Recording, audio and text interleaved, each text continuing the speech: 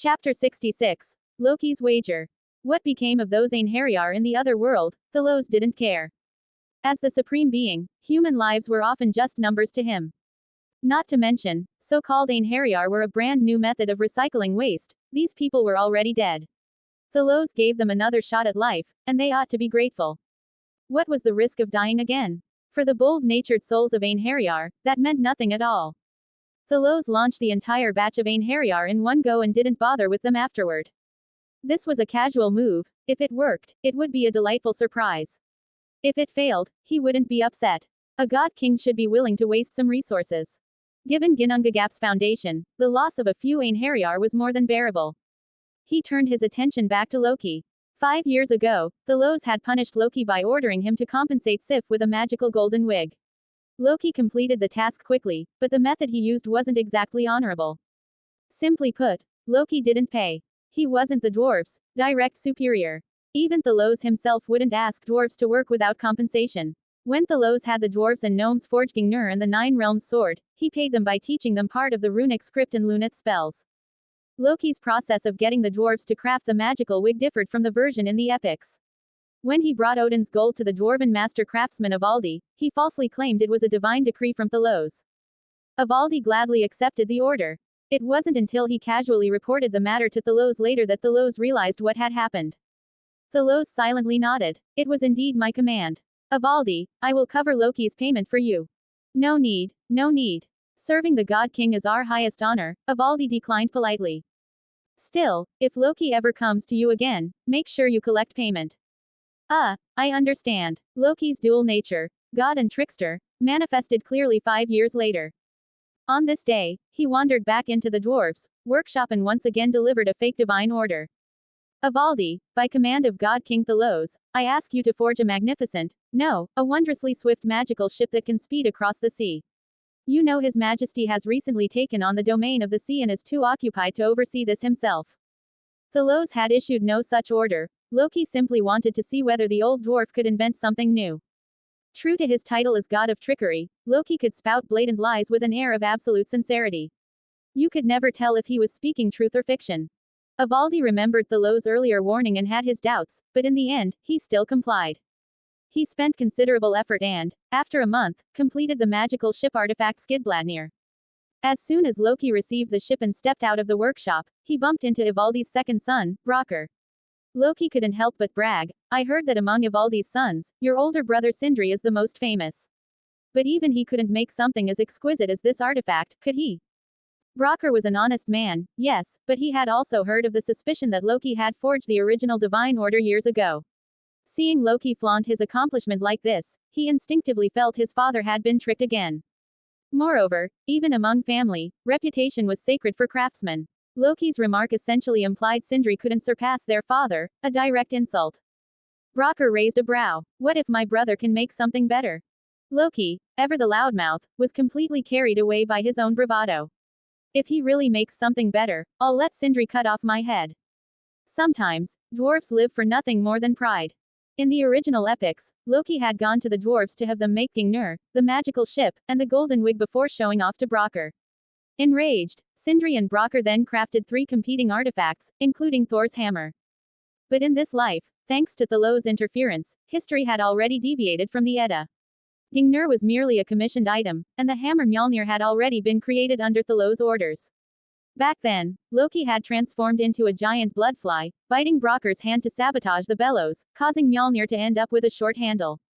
Though Mjolnir was still immensely powerful, Sindri and Brokkr viewed it as a stain on their record in this life. So now that Loki had once again run his mouth into a death trap, Brokkr immediately accepted the fatal wager. Fine. If my brother can forge a better artifact than Skidbladnir, I'll take your head. Loki froze for a moment. He sensed danger but also couldn't swallow his pride. And what if he can't make one better than my ship? If he fails, the item will be yours for free. As for judging which is better, we'll leave it entirely to His Majesty Thalos Borson. Fine. It's a deal. Loki was always either courting death or already halfway there. His provocation instantly ignited the full efforts of the dwarf brothers. Sindri tossed a piece of pigskin into a pot of molten gold and casually threw it into the furnace. Before long, an enormous and ferocious golden boar emerged. As a bonus, Sindri also forged a magical golden bracelet. Brocker sneered. Loki, didn't you say my brother wasn't as good as our father? Well, here's a golden bracelet to match the golden wig. Let's go see what the God King has to say. Without giving Loki a chance to protest, the dwarf brothers dragged him straight to the Golden Palace in Asgard, drawing a crowd of gods eager to watch the drama. Thalos looked at the two camps at the foot of his throne and, after hearing their accounts, found the whole affair highly amusing. With Loki around, Asgard was never boring. To most Aesir gods, you never knew if Loki's next act would be a surprise or a nightmare. But to a transmigrated god king like Thalos, this was something else entirely. This was reenacting a classic myth. Sindri wasn't much of a talker, so Brocker did most of the explaining. Brocker bowed again. Supreme God King, this is the situation. We humbly ask for your most just judgment. To the left of Thalos' throne lay the artifact ship Skidbladnir. Don't let its size fool you. 320 meters long, 78 meters wide, aircraft carrier sized. With a simple incantation, it could shrink to the size of a palm and be tucked into a pocket. Its design closely resembled the classic Viking longships. It featured a relatively flat bottom, a high, upturned dragon-headed prow, and a traditional square sail. In this era, Midgardians built all ships, war or trade, with open decks, offering no shelter from wind or rain. Storms and rough seas left Midgardians cold and soaked. Death by hypothermia or being swept into the ocean at night was common. Thus, in human eyes, the act of crossing the sea was a feat demanding immense courage and unshakable resolve. One had to endure great suffering before tasting victory. Check out my Patreon for plus 200 additional chapters in all my fanfics. Only $5 per novel or $15 for all. www.patreon.com/mutter closing square bracket. Plus 50 power stones equals plus 1 extra chapter. Plus 5 reviews equals plus 1 extra chapter. 1 comments 0 vote. Chapter 67. Loki, you owe me 2 lives. According to the specifications, Skidbladnir could amplify the bearer's divine oceanic power, enabling them to summon wind and rain, stir up storms, or calm the seas altogether. To Thalos' right was Gullinbursti, meaning, golden bristle. It had another name, Slyrigtani, meaning, boar with terrifying tusks. This golden boar, with its radiant coat, represented the golden rays of the sun and symbolized the ripening of crops on earth. Whoever owned it could greatly boost the power of the sun, not only in terms of raw strength, but in efficiency of use. And this boar could fight, too. Inside the Great Hall, as soon as Freyr saw it, he couldn't take his eyes off it. Fertile pigs had always been a favorite of the Vanir gods. Especially a pig like this, capable of running on land and sea, faster than even a horse. Freyr was utterly enthralled, but no one dared to speak. All were silently awaiting the verdict of His Majesty, the God King. In the epics, this event involved a 3-on-3 comparison, 6 artifacts in total, judged by Odin, Thor, and Freyr, the 3 principal gods. But in this world, Thalos' prestige was unmatched. All gods and even giants respected him. So only he would serve as judge. Thalos listened to both sides' presentations and finally made his ruling. Both of these artifacts are excellent. Each is imbued with incredible ingenuity. But Skidbladnir lacks one thing that Gullinbursti possesses, a divine soul. His verdict was final. In the hall, the gods nodded in agreement. Both artifacts were powerful, but Sindri had imbued the golden boar with a soul using that pigskin, giving it self-awareness and the ability to fight for its master. That alone put his creation above his father Ivaldi's magical ship. Within the Golden Palace, nearly everyone present was happy. Everyone except for Loki, whose face had gone ghostly pale. According to their wager, he had to forfeit his head. Under Thalos' leadership, the Aesir took honor and oaths seriously. If the dwarves insisted. Wait, Brocker. Come on, you're not really going to take my life, are you? Loki panicked. Brocker glared coldly at him. Back when you turned into a bloodfly and sabotaged the bellows, ruining my brother's masterpiece Mjolnir, did you ever consider paying the price? At that moment, Thor, already thoroughly fed up with Loki, stepped forward. Sure, his wife Sif's hair was no longer gone, but the fake golden wig could never compare to her original locks. Thor reached out and grabbed Loki with one hand, effortlessly lifting him off the ground like a chicken. Hey. A deal's a deal, buddy. The malicious glances from the gods around the hall chilled Loki to the bone.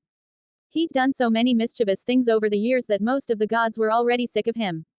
In his despair, Loki strained his stiff neck and turned toward Thalos. Your Majesty, please allow me to argue, no, I mean, to explain myself. Loki, true to his title as the god of trickery, quickly spun a twisted logic. I agreed to surrender my head, but I never said anything about harming my neck. Brokkr can take my head, but not a single drop of blood may spill from my neck. Brokkr was furious. You bastard. You bit me back then. You slandered my brother. Trampled on his honor. I'll sew up that foul mouth of yours so you can never again speak your wicked words. Saying that, he stepped forward to act. Just then, a voice rang out from the throne. Wait, Loki heard it like celestial music. Your Majesty, speak. Bring in Svartalfr, Thalos ordered. Soon, a Valkyrie led in a divine horse. Brokkr, consider this horse Loki's compensation to you. Brokkr was taken aback. This, Your Majesty, what Loki owes me doesn't need to be paid by you. No, Thalos shook his head. This is Loki's life. Loki's eyes widened in disbelief. He finally understood. Thalos, Your Majesty, you knew. Yes. That simple word hit Loki like a hammer to the chest. He could barely breathe. That scandal, it was so humiliating, trying to steal a horse and ending up. Loki had never told anyone about it. At that moment, he was completely flustered. Thalos waved the dwarves away. This involves a secret, but I hope you believe that my judgment is fair. What could the dwarves say? Scoring a divine horse, honestly, they didn't lose anything. The dwarves withdrew, but the gods were already abuzz with curiosity. Then Thalos delivered the killing blow. I once decreed, none may forge or fabricate my divine orders. When you crafted Sif's golden hair, you falsely claimed I had given the command. This time, again, you lied. According to my laws, I must execute you twice. Loki immediately panicked and fell to his knees. No, Your Majesty, I was just. The god of mischief never thought about consequences. He did it, and now he owned it. That meant his fate was in Thalos' hands. But Thalos didn't conduct a public trial. He knew that if he did, Odin would come running to the Golden Palace, desperate to beg for Loki's life. So Thalos rephrased his sentence. According to my law, your fate is sealed. No one can save you. But while you've done much wrong, you've occasionally done good. The beloved steeds of the gods all came from your hand. I'll consider that their plea on your behalf. At that, gods like Thor, Vidar, and Tyr, who'd benefited from those horses, revealed very interesting expressions. They had never imagined their mounts were Loki's doing. But Thalos didn't explain how Loki had created them. They were curious, but none dared ask. Since their father god had said it, they could only accept it as if they'd pleaded for mercy themselves. Loki's heart rekindled with hope. He bowed low. Thank you for sparing my life, Your Majesty. No, though the death penalty is waived, you will not escape punishment. Your crimes, I will remember them. If I discover you've committed another unforgivable offense, I will make you atone for everything. You may go. Thank you, Your Majesty. Thank you. Thalos raised 2 fingers. Remember, you owe me 2 lives. Grateful beyond words, Loki fled with 1,000 thank yous. He was a simple creature. He hated those who hurt him, and loved those who helped him. Thalos and Odin, those 2 brothers, had truly treated him well. Loki cast one last complicated glance at Thalos seated on the divine throne and etched this moment into his memory. After Loki left, Thalos turned to the gods with a small smile. Don't hate Loki too much. At least he got us a few more artifacts, didn't he? In the epics, this ship was gifted by Odin to Freyr. But in this life, when Loki offered up the ship to Thalos in a showy display, Thalos decided he'd keep it for himself. Blank.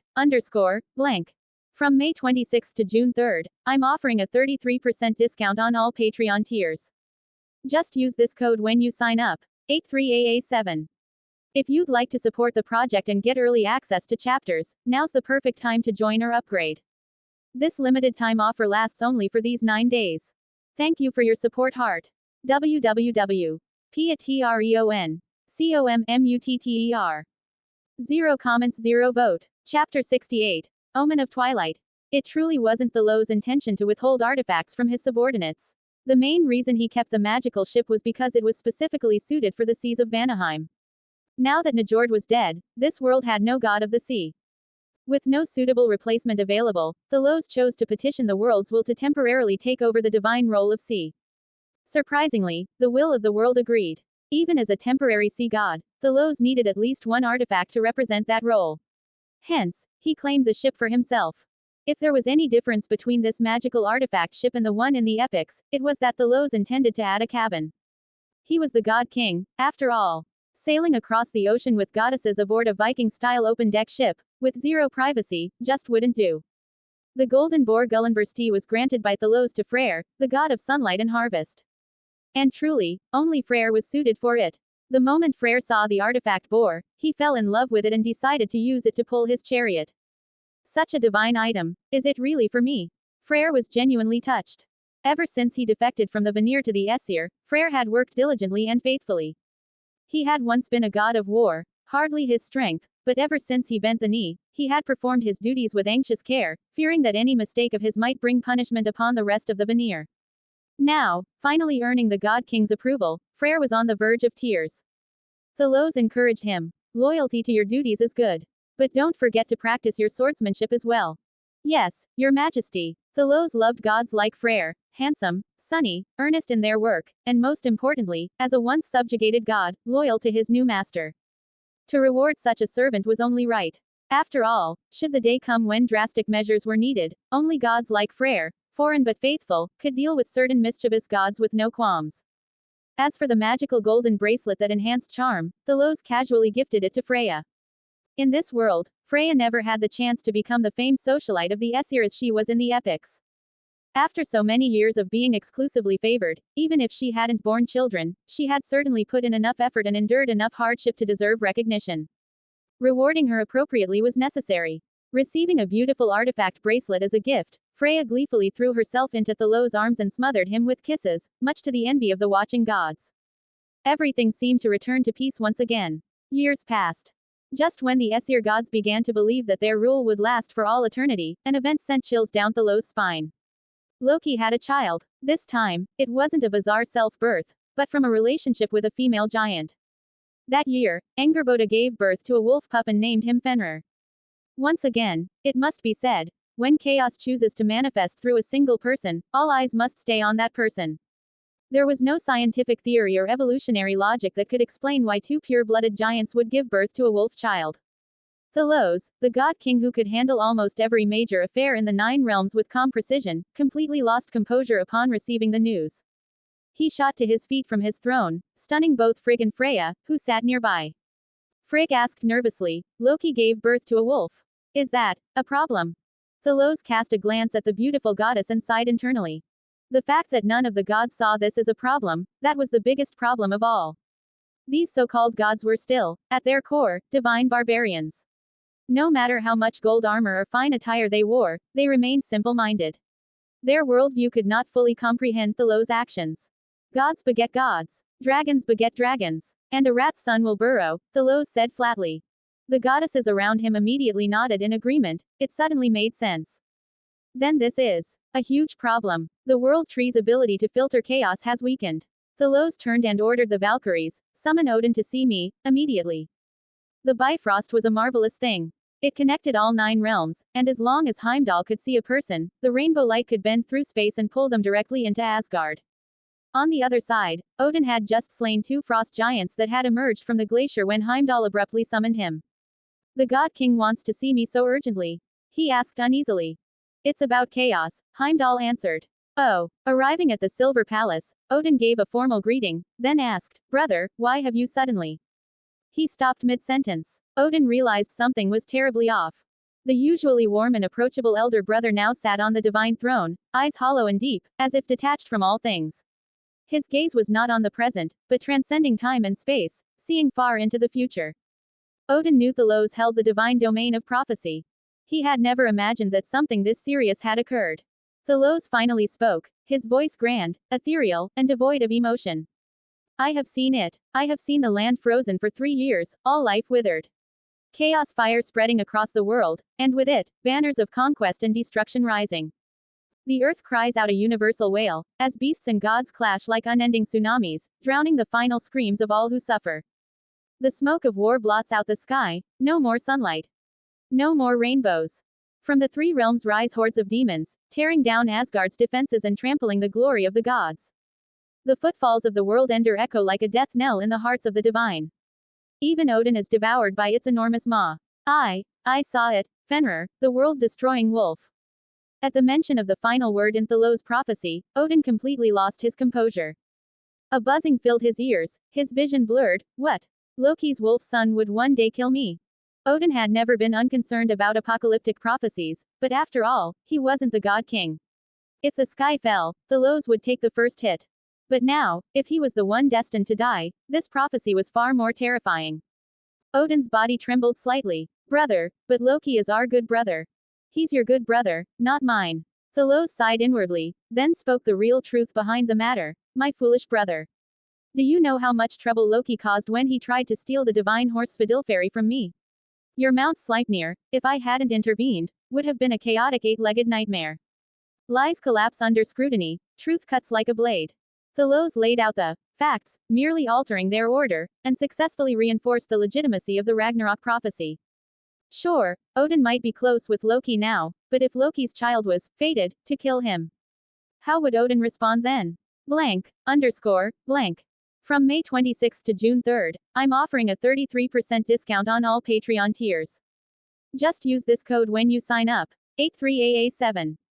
If you'd like to support the project and get early access to chapters, now's the perfect time to join or upgrade.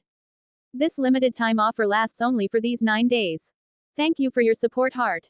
www.patreon.com/COMMUTTER. 1 comments 0 vote. Chapter 69. The Prophecy of Odin's Fall. When 3 men gather, there's always one who becomes the idea guy. And when one of those 3 men is a god, the destruction he brings can be world-ending. Unfortunately for Odin, in this life, he could never complete that trio. In the epics, Odin was the ruthless god king, always striking when least expected, pocketing all the benefits while dodging the consequences. Loki was the schemer, the idea king, and the dim but powerful Thor was the battering ram on the front lines. But in this lifetime, thanks to the world will's reassignment of divine roles, Thor was now Thalos' devoted son, distant and cold toward his second uncle Odin. As long as Thalos kept Odin and Loki apart, any shady maneuvering by Odin would be severely limited in its reach. Odin was well aware of this. That's why, when he was made king of Jotunheim, he took Loki with him without hesitation. He desperately needed a cunning advisor. Now, Thalos shattered that illusion without mercy. With a simple raise of his right hand, Thalos sent a divine thought, sharp as a blade, straight from his middle finger into Odin's brow. It was a prophetic vision crafted through Thalos' prophecy divinity and the magical throne he sat upon. Odin stood stunned as he beheld a wolf whose back alone was the height of a mountain. Fenrir, a brute who roamed the world unchecked. With one bite, he could swallow an entire forest or drink an entire lake. He feared no god, his nature terrifyingly savage. When he opened his maw, its upper and lower jaws, each spanning thousands of meters, seemed to reach the limits of heaven and earth. His roar could shake the earth, crushing the courage of any mortal warrior. In the war that ended the reign of the Aesir, Ragnarok, Fenrir's vertical pupils blazed with madness and fury. His long howl echoed through the cosmos as he and a massive serpent dragged Asgard down from the branches of Yggdrasil, crashing it onto Midgard below. It was a cataclysm. Asgard's mountains, rivers, and earth were all destroyed. Giants and divine servants perished in this unprecedented apocalypse. Then came the final moment. Odin met Fenrir on the battlefield. The cruel irony. Odin rode Sleipnir, the 8-legged steed that, technically, was Fenrir's older brother. Odin, I will tear you apart. The colossal wolf declared. Odin, wielding the eternal Spirgingnir, urged his divine horse forward and charged Fenrir head-on. He hurled his spear, but Fenrir unexpectedly spat forth a flame sword from its jaws. The 2 divine weapons clashed in midair and flew off in opposite directions. In the very next moment, Odin saw Fenrir's maw, a gaping black void large enough to crush mountains. A sudden vertigo seized him. Pain exploded in his waist. Fenrir's dagger-like fangs, as hard as steel, had pierced straight through. The wolf shook its head violently. Odin's lower body went numb. He looked down. His legs were gone. The last thing he saw was the nightmarish scene of half his body disappearing into the monster's mouth. Ah! Odin's scream was so loud that it startled the Valkyries standing guard outside the Silver Palace. Had the God King not forbidden any being from interrupting this private meeting between brothers, they would have burst in to protect him. Inside, Odin kept howling until, finally, he broke free of the vision. Even though the sun outside the Silver Palace shone warmly, Odin was drenched in a cold, sticky sweat. He collapsed onto the marble floor and instinctively patted his lower body. Waist, still there. Thighs, still there. Legs, thank the gods. So it was just a vision. Odin breathed heavily, still reeling, and noticed his hands trembling uncontrollably. Eventually, he calmed down, lifted his head, and asked his brother, "Brother, was that a prophecy, or fate?" Thalos sat calmly on the God King's throne. The golden light from outside filtered through the windows and reflected off his radiant armor. The dazzling, divine aura around him made Thalos seem almost otherworldly, transcending the mortal coil. Even before he spoke, Odin already believed what was coming next. My foolish brother, Thalos said.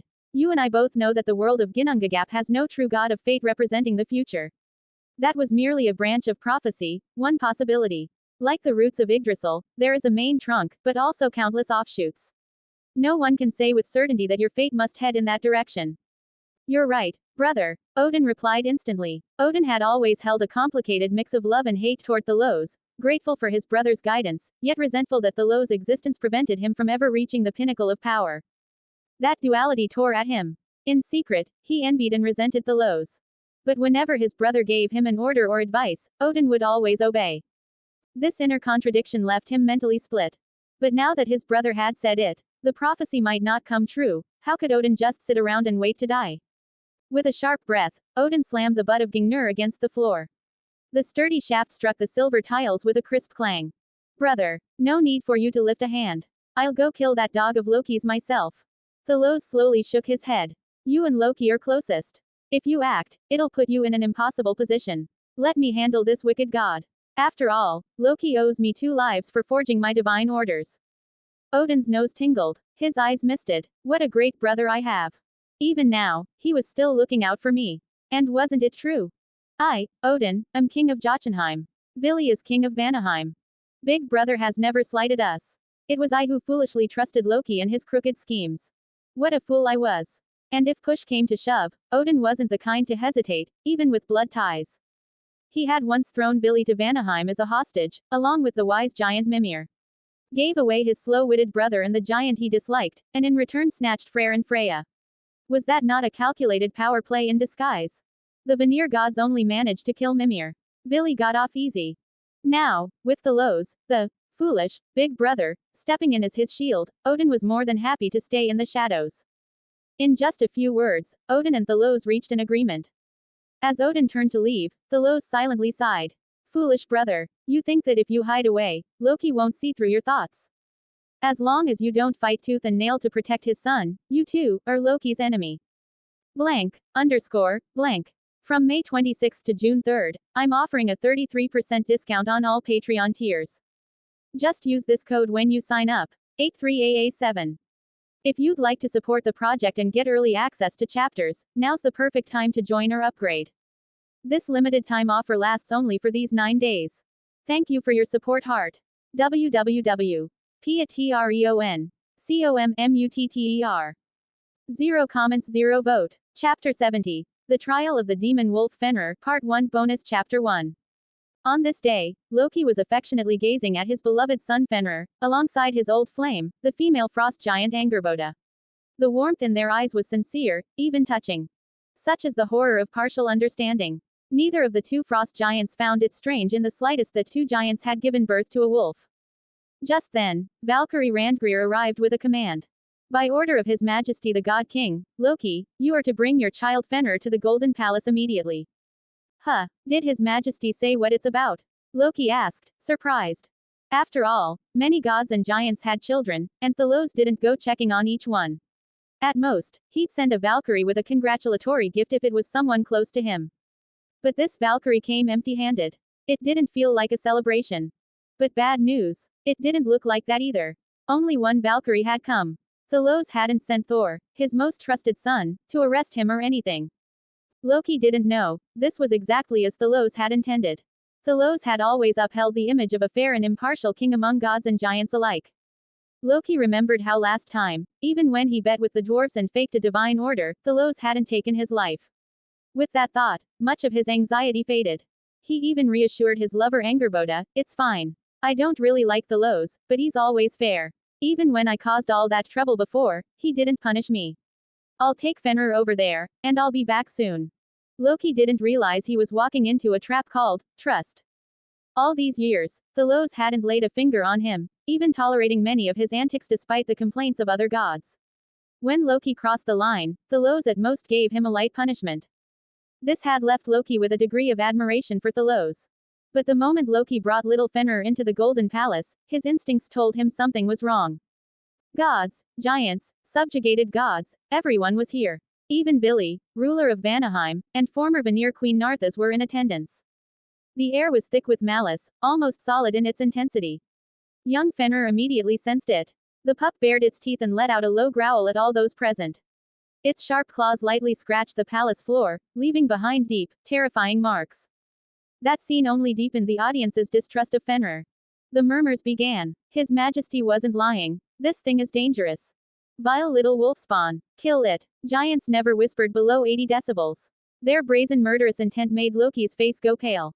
He regretted everything. Why did I bring Fenrir here like a good boy? Now I want to run. Too late. Thalos' two top enforcers, Thor and Freyr, had clearly already received orders. From the moment Loki entered, their eyes locked on him. God of War Tyr kept his gaze fixed squarely on Fenrir, which made the wolf pup bristle. It looked around and quickly realized, everyone here could kill it effortlessly. That sense of danger was crushing. Despite its savage nature, Fenrir was deeply loyal to Loki. Under such clear threat, the pup whimpered as it tried to wedge itself between Loki's legs for protection. At this stage, Fenrir was still tiny, only about 60 pounds, with a shoulder height just over half a meter. Compared to the 6-meter-tall Aesir and towering giants, it really did look like just a puppy. Loki knew he couldn't just sit there and wait to die. Forcing himself to stay calm, he barked in a low voice at Fenrir, "Stop growling. Do as I say, or you're dead." And Fenrir listened. It curled its tail, lowered its body to seem smaller and harmless, and obediently followed Loki to the base of the God King's throne. Loki brought Fenrir forward and bowed. To be exact, he dropped to one knee while pressing down on Fenrir's head with his left hand, forcing it to bow as well. Fenrir squirmed violently, but as a young pup, it couldn't resist a fully grown frost giant, especially not its own father. Loki's acting was in his bones. "Supreme Majesty, I've brought Fenrir as requested. Out of loyalty to you, I came without hesitation. But may I ask, why does the hall reek of distrust and intimidation toward my son?" Thalos gazed at Loki, a wave of tragic inevitability welling in his chest. If only Loki had used his brilliance for good, the Aesir might have flourished even more.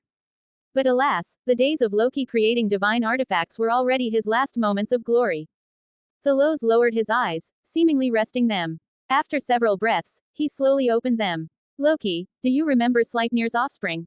Loki's facial muscles twitched. Of course. They're famous among the Aesir. The gods consider it an honor to have one. "Do you know where Sleipnir's children came from?" I'm not quite sure," Loki said, now fully embodying the god of lies, not even blinking as he fibbed. "Let's say they were split off from him."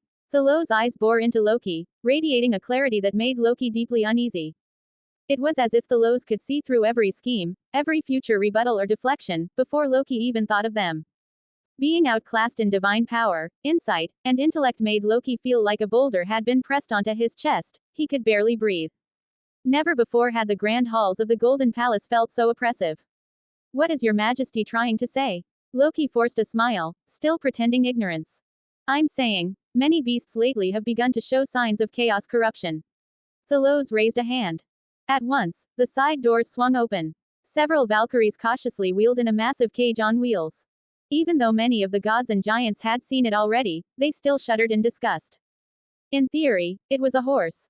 But it had 7 legs, 2 heads, 8 mouths, and a body that looked like 2 horse torsos fused together. And it was alive. As they dragged it in, the abomination chewed relentlessly at the bars of its cage with several of its mouths. Fortunately, the iron bars had been forged by dwarven smiths and were inscribed with runes and lunate spells, rendering them indestructible. Finally, Thalos laid his cards on the table and spoke what was either a verdict, or a condemnation. "Loki, I never wish to judge a child by the worst possible standard. But the world of Ginnungagap is surrounded by chaos. The world tree's ability to purify it is imperfect. In such conditions, the birth of certain individuals can bring about the most devastating destruction, perhaps even the end of the Aesir gods themselves. Do you understand what I mean? Blank, blank. From May 26 to June 3, I'm offering a 33% discount on all Patreon tiers. Just use this code when you sign up. 83AA7. If you'd like to support the project and get early access to chapters, now's the perfect time to join or upgrade. This limited time offer lasts only for these 9 days. Thank you for your support, heart. www.patreon.com/COMMUTTER. 1 comments 0 vote. Chapter 71. The Trial of the Demon Wolf Fenrir Part 2. Loki would rather not understand. Your Majesty, are you sure you haven't made a mistake? Then see the prophecy for yourself. A beam of prophetic light entered Loki's brow. When he finished watching, his heart turned completely cold. My son destroyed Asgard. Killed Odin. The blurred edges of the vision marked it clearly as a prophetic illusion, a trait common to Thalos' foresight. Everyone knew he held the divine authority of prophecy, and that his magical throne in the Silver Palace allowed him to glimpse both past and future. It was also widely believed that this was the key to Thalos' masterful rule over the 9 realms. So when a god king who deeply trusted in prophecy made the decision to execute a child, who could stop him? The gods and giants had already begun to stir restlessly. Loki, kill it. Worst case, just make another. This wolf cub is poison, vicious, ungrateful. Wait, you're a giant. Why would your kid be a wolf? Their angry jeers became invisible blades stabbing into Loki's chest. He was overwhelmed with pain. Still, he made a last-ditch effort. No, Your Majesty. Prophecy is not destiny. Prophecy reveals a possibility. It doesn't guarantee it will happen. Deciding the life or death of an innocent child on the basis of a vision, that's not justice. If we've already seen the future, then what's the point of talking about justice? Thor barked, cutting Loki off. He had never liked his uncle. Loki had teased him since he was little, and tormented Sif as an adult. Thor wished Loki would drop dead. Unexpectedly, Thalos raised a hand and stopped Thor. Fool. Thor, silence. Yes, father, Thor grumbled, but obeyed and stepped aside. Thalos raised one finger, then 2, then 3. Since becoming God King, I have led gods and giants alike, and I've also taken on the task of guiding mortals. But have you ever wondered why all of you obey me? The divine brutes in the hall froze, their minds grinding to a halt. Thalos continued, there is no secret. I follow just 3 principles: fairness, and goddamn fairness. Crude as the words were, the meaning struck true. To these often dim-witted, godlike barbarians, it made perfect sense. Thalos made the laws, followed them himself, made everyone follow them, and never broke his word. That was why they trusted him. With that one outburst, the hall fell silent, waiting for his judgment. Here's what we'll do: an experiment. Let everyone see the truth for themselves. Which Aesir god has a newborn child? I want a giant's child too. Before long, a newborn Aesir infant and a recently born giant's child were brought into the hall. Suspended in midair were 3 pea-sized clusters of chaotic energy, wrapped in the sunlight power of Freyr. Seated high upon his throne, Thalos' voice rang out like a divine sentence. Loki, you choose. Let these 3 traces of chaos touch one of them. Fear not, if they aren't vessels of chaos, they'll just fall ill for a day or 2. Did Loki have a choice? Standing behind him, one on each side, Thor gripped Mjolnir while Freyr rested his hand on the hilt of Victory Blade. Loki was forced to comply. The 3 motes of chaotic energy were drawn into the bodies. As expected, the Aesir baby began coughing violently, screaming and wailing.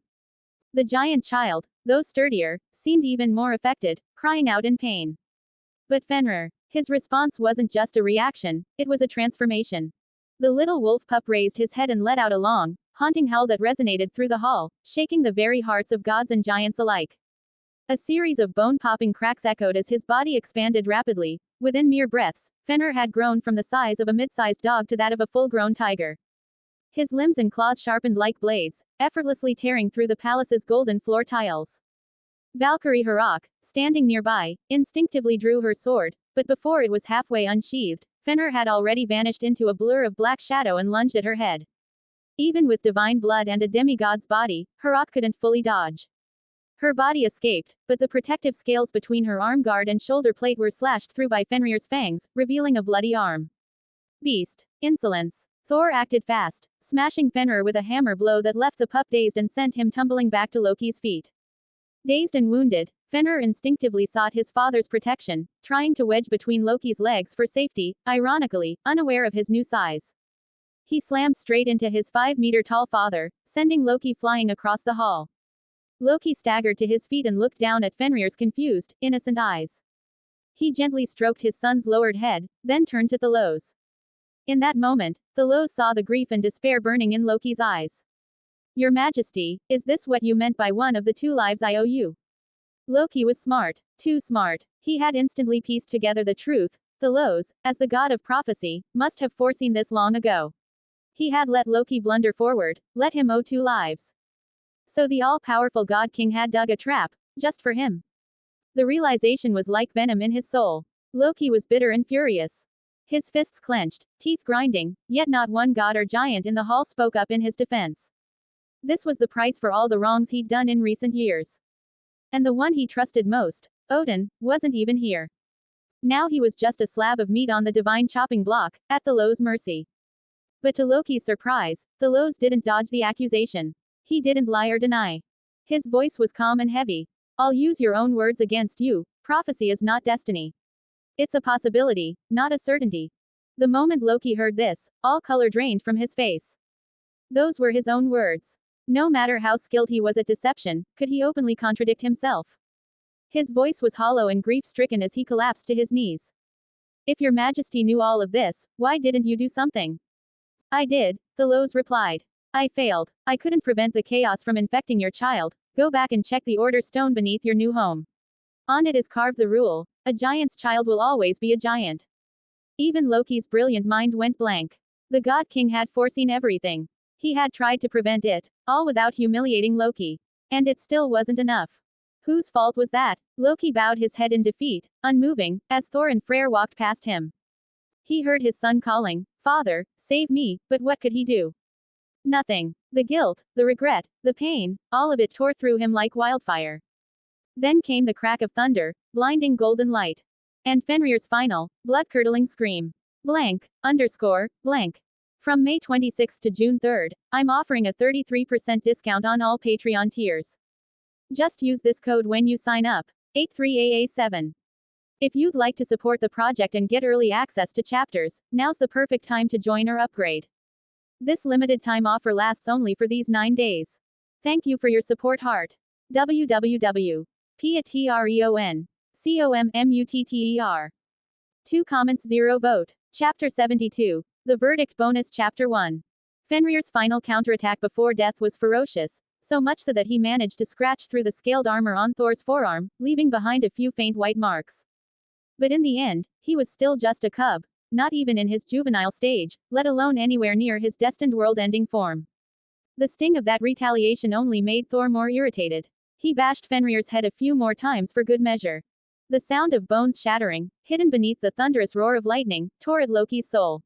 Every muscle in his face twitched uncontrollably. He wanted to cry out, to denounce this injustice, to scream until the heavens split.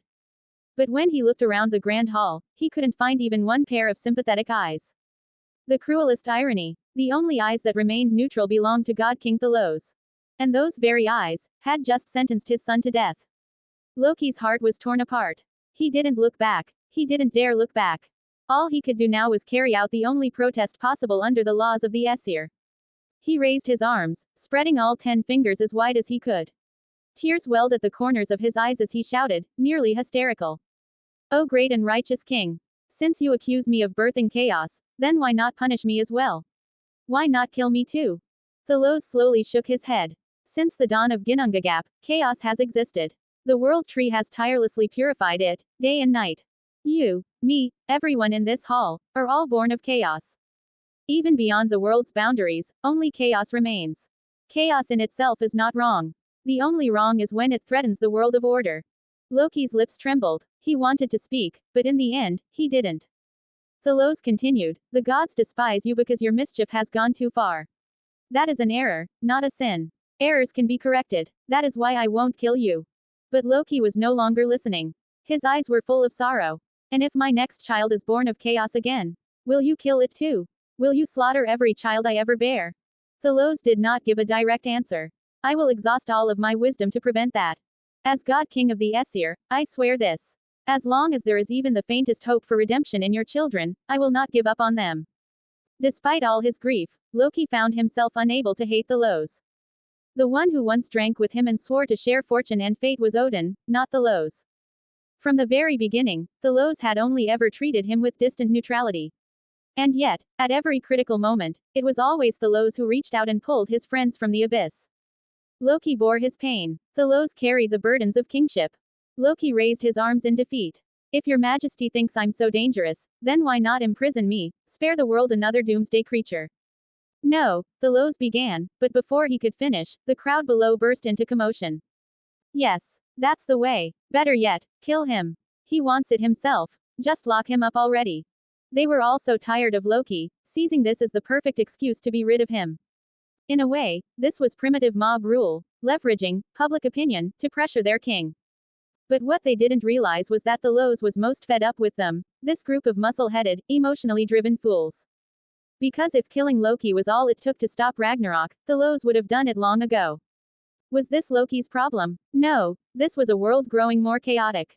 Thalos scoffed. His gaze, infused with divine might, struck the faces of every noisy god and giant like a hammer blow. The sheer weight of it was suffocating, as if their mouths had been ripped open and left bleeding. They fell silent. Even Loki was stunned. Thalos stood from his throne. The Nine Realms sword flew from its sheath and hovered over his shoulder, its radiant blade seeming to aim directly at the hearts of every noisy fool in the hall. This was the sword of the Nine Realms. Within its domain, none dare disobey. The last being to die by this sword had been Njord, a former god king. The Aesir god king was no ceremonial puppet chosen by vote. Thalos had won his crown atop a mountain of corpses. Even in silence, his wrath was terrifying.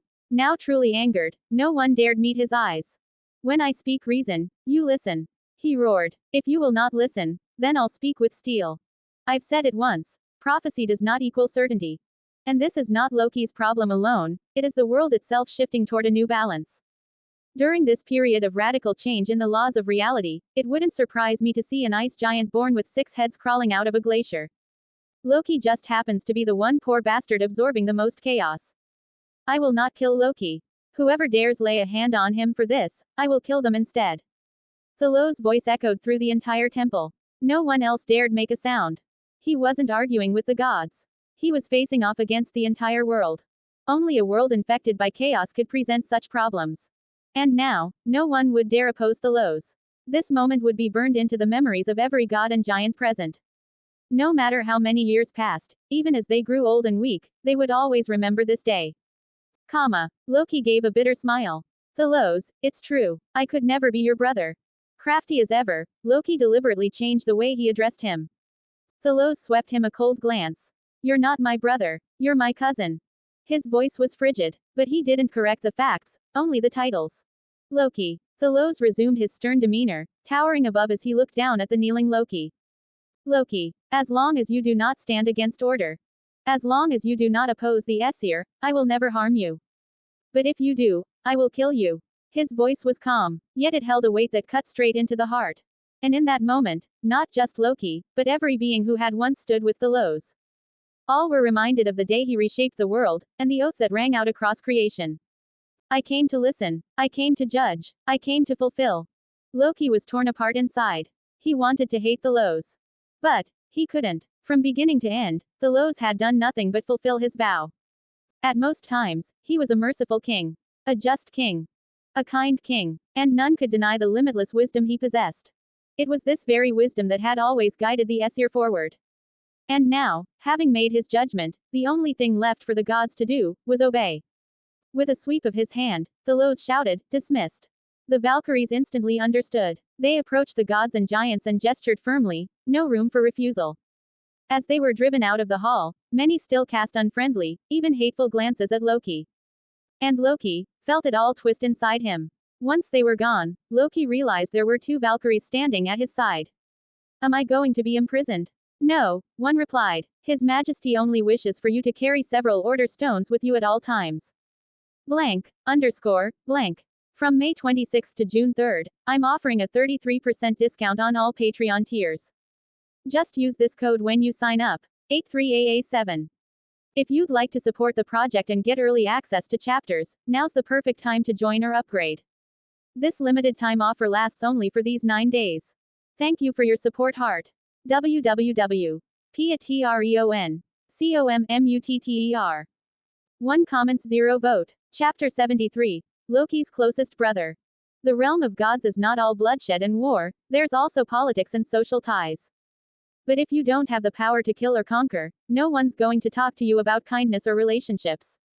From another world, Thalos had learned this truth well. If you want people to respect you, they must first know the consequences of not doing so.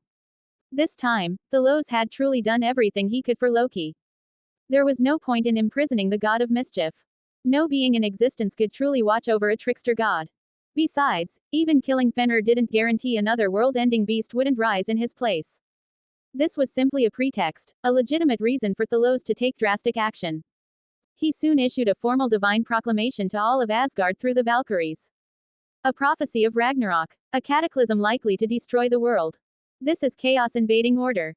It is a nightmare not just for the Aesir, but for every living being across the 9 realms. To prepare, Thalos, by the authority of the God King, declared the disaster prevention and grain storage plan. This was no empty threat, it was an official, written divine edict. As for implementation, that was left to the Valkyries who were once princesses of mortal nations. Each returned to her homeland to deliver the command. Effective immediately, strict grain rationing is to be enforced in all realms. All brewing of alcohol and wasteful use of food is forbidden. All harvested wheat must be quickly ground into flour and stored in dry, protected areas. A minimum of 1/4 of each nation's seasonal production must be reserved in state warehouses, overseen by divine envoys from Asgard. Any loss or destruction of food will be punished by hanging, and the soul of the offender will be claimed by Thalos for eternal torment. This wasn't just bark, it came with bite. Thalos dispatched giants and dwarven craftsmen to help mortals and light elves construct water-powered mills and stone granaries. Simultaneously, gods like Ullr, Thor, and several combat-hardened giants were sent to patrol the Iron Forest, a borderland between Midgard and Jotunheim. They had only one order: kill anything taller than a giant. This forest, according to the epics, was where the gods had once exiled Fenrir. It was here, in that forgotten wilderness, that the young wolf had quietly grown to sky-shattering size. Killing Fenrir wasn't the end. If Ragnarok had already begun, Thalos would now snuff out every last ember of chaos.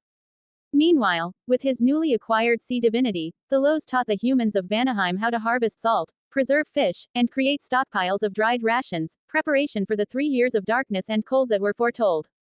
Those were years of mortal despair. The oceans would freeze. Fishermen could no longer pierce the 15-meter thick ice to draw even a single fish. During this period, Thalos planned to spend more time in Vanaheim, checking in on his foolish third brother, Vili, and also boarding his magical ship to probe the ocean's depths for signs of any world serpent. And after all this was set in motion, he waited for the aftermath of Loki's trial to unfold. Loki was brilliant, too brilliant. He might not have realized it in the moment, but as he mulled things over, something began to feel off. The Grand Tribunal in the Golden Palace, every major god and giant had been present, except Odin. Odin, of course, had a perfect alibi. At that time, some unruly giants had just been licked out of the ice by that damned cow again, and he'd gone off to kill them. But was it truly that urgent? So urgent that Thalos couldn't have delayed the trial. He could have simply sent Ullr or someone else to hold the line. Loki was officially Odin's subordinate. And Odin just happened to not be there. The moment that clicked, Loki saw everything clearly. Thalos must have spoken with Odin beforehand. And gotten his approval. Coercion. Bribery. No, that's not Thalos' style. He probably just laid out the facts plainly, and Odin gave in. Odin, why? Angerboda, the she-giant who truly loved Loki and her son, had cried herself into exhaustion and was fast asleep. It was then that Odin arrived, carrying a massive jug of honey mead. Loki sat wordlessly in his throne room, staring at Odin. Odin wore an awkward smile. He said gently, Loki, you know I can't go against my brother. He's always right. Come on, have a drink. It won't hurt so much if we're drunk. He raised a gem-encrusted goblet, poured the golden mead, and passed it to Loki. Staring at Odin's face, equal parts guilty and friendly, Loki froze. So many thoughts raced through his mind. But in the end, he took the cup. And drank it all. One cup, then another, then another.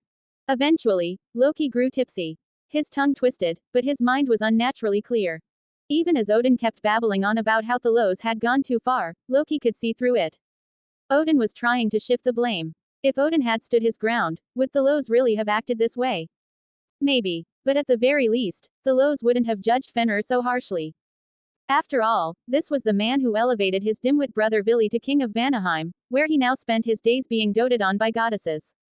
Would Thalos truly not care about Odin's opinion? No, Odin agreed. Deep down, Odin must have grown tired of him too. The pain of losing his son, and the sting of betrayal by his closest brother. These two griefs swirled together, and Loki no longer wanted to untangle them. That night, he and Odin drank themselves unconscious. The next morning, Odin left without a word, assigning a steward to explain he had gone to patrol the glaciers. That was Odin's duty. No one would question it. When Loki awoke and saw the seat Odin had occupied, for some reason, he found the lingering scent there utterly disgusting. Just then, Angerboda burst into the hall, her face lit with joy. Darling, look at this. In her wide arms, two furry little things wriggled. They looked like dogs. But Loki instantly knew. They were wolves. His pupils shrank to pinpricks. He forgot to breathe. Wolves? He asked, barely audible. Yes, she beamed. Our Fenrir was only just born and already mated with a she-wolf. I never imagined I'd be a grandmother so soon. Loki jolted upright. His entire body trembled uncontrollably. His mind raced. He quickly extended his divine perception, scanning every corner of the castle for any Valkyries or Thalos watchers. He found nothing. He lowered his voice to a whisper. Angerboda, you know that His Majesty the God King has vowed to destroy any chaotic being. There's a good chance Fenrir's children are also demon wolves. Angerboda turned pale instantly. Her motherly instincts exploded in full force. No, I won't let them take them. He killed my child. He won't touch my grandchildren.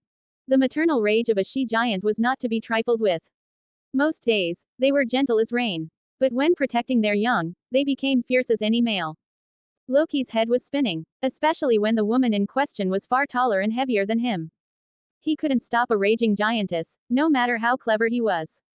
Once she'd finished ranting, Loki sighed and spoke, half to soothe her, half as suggestion. If you won't hand them to Thalos, then give them to Odin. He's my best brother. Blank, _ blank. From May 26 to June 3, I'm offering a 33% discount on all Patreon tiers. Just use this code when you sign up. 83AA7. If you'd like to support the project and get early access to chapters, now's the perfect time to join or upgrade. This limited time offer lasts only for these 9 days. Thank you for your support, heart. www.patreon.com/COMMUTTER. 0 comments 0 vote. Chapter 74. The Pawn and the Player.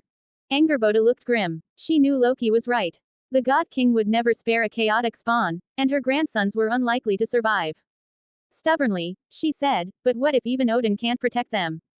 A sharp glint flashed through Loki's eyes. Then we'll just keep making more. Losing his son had left no small amount of bitterness in Loki's heart. That much was obvious. He was the kind of person who, the more forbidden something was, the more determined he became to do it. Rebellion was etched into his bones, shaping a personality that never cared for consequences. As for Angerboda, well, female giants were just as wild as the males. They didn't care what was right, or what kind of damage might befall the world. Whoever upset her, she'd make sure to return the favor. So, that very afternoon, Loki went straight to Odin. Odin, I need to be honest with you, Fenrir left behind children. Quote. What? Odin didn't even try to hide his shock. He stared at the two fuzzy wolf pups that looked no more threatening than ordinary mortal dogs. To him, they were smaller than ants. Loki, calm and composed, said, you know how Lord Thalos is. He's biased against me. He spared me because of his rules, not because he trusts me. If these pups grow up and are labeled chaotic creatures, they'll be slaughtered just like Fenrir. So what are you saying, Loki? The God King gave me a pile of order stones. He said they'd prevent my offspring from becoming corrupted.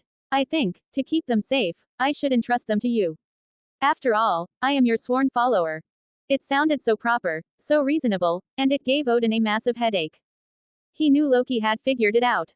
Loki was angry that Odin hadn't protected Fenrir. Loki still didn't believe his son could possibly bring harm to the gods. Oh, if only Loki knew that the prophecy said his son would be the one to bite Odin in half.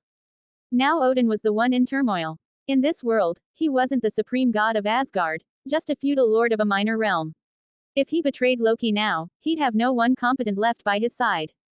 But if he accepted the pups, Odin had also read the latest divine decrees. If a god king is composed as Thalos issued a warning like Ragnarok is coming, and declared statewide grain rations and military patrols, then it meant something very bad was looming. If Odin wanted to survive what was coming, he needed more power, more strength and more cunning. He hated it, how his older brother, who had drunk from the same well of wisdom, always outshone him. And now, more than ever, he needed Loki. He also realized something else. Those wolf pups, feared even by Thalos, could become a powerful weapon. They were Loki's grandsons. They listened to him. If Odin kept Loki close, then he could control the wolves by proxy. Sure, the prophecy said a giant wolf would devour him. But Odin gritted his teeth and made a decision. I'll do it. Loki, I'll protect them. I'll use every order stone I have to decorate their den, make sure chaos never touches them. Loki's signature charming grin finally returned. Odin, I knew you'd protect them. You're my best brother. Loki leapt into Odin's arms with enthusiasm, practically clinging to him like a vine. Odin smiled awkwardly and patted his back. Of course. We swore it, didn't we? To share mead and fortune together, as brothers. We did. Oh right, what are their names? Skoll and Hati. Angerboda chose them. Odin's smile froze. His brows knitted. In the language of the Aesir, Skoll meant betrayal, and Hati meant hatred or hostility. The message was obvious. Angerboda was expressing her resentment toward Thalos, for betraying her trust and murdering her son. Odin sighed. No, they might already be part of the prophecy. We'd better rename them. One will be Gilly, greed. The other, Kariki, hunger. For wolves, those were perfectly normal names. Loki shrugged. Whatever you say. What Loki didn't know was that Odin was already planning ahead. If he couldn't control the beasts or hide them properly, he'd report them to Thalos and let the God King deal with them. That was Odin for you. Always cautious, always calculating. He wanted the rewards, always turned to Loki for cunning plans, but never took responsibility when things went wrong. Loki was always the one who ended up taking the fall. It was this cold, selfish, two-faced version of Odin that eventually drove Loki, in the Edda, to betray the Aesir entirely. Still, this time Odin had accepted the pups, and at least his relationship with Loki remained intact. Elsewhere, Thalos received word. Odin had taken in 2 young wolf cubs. That made him pause. In the epics, Odin indeed kept 2 war wolves with similar names. That, on its own, wasn't strange. But he also remembered that Fenrir was said to have 2 sons, Skoll, who chased the sun, and Hati, who chased the moon. During Ragnarok, they would both succeed in devouring their prey. Thalos furrowed his brow, for 3 seconds, then relaxed. Even if Odin was dead set on protecting Loki's grandsons, it probably wouldn't end well. If those pups carried even a fraction of Fenrir's brutal bloodline, odds were they'd eventually turn on him. What a joke. The real question was, would dividing the same chaotic blood into 2 new vessels change the outcome? Oh yes, it would. That was like taking one 20-year-old woman and replacing her with 2 10-year-old girls. You tell me if that's legal. So be it. If the heavens rain and Odin insists on walking into a storm, let him.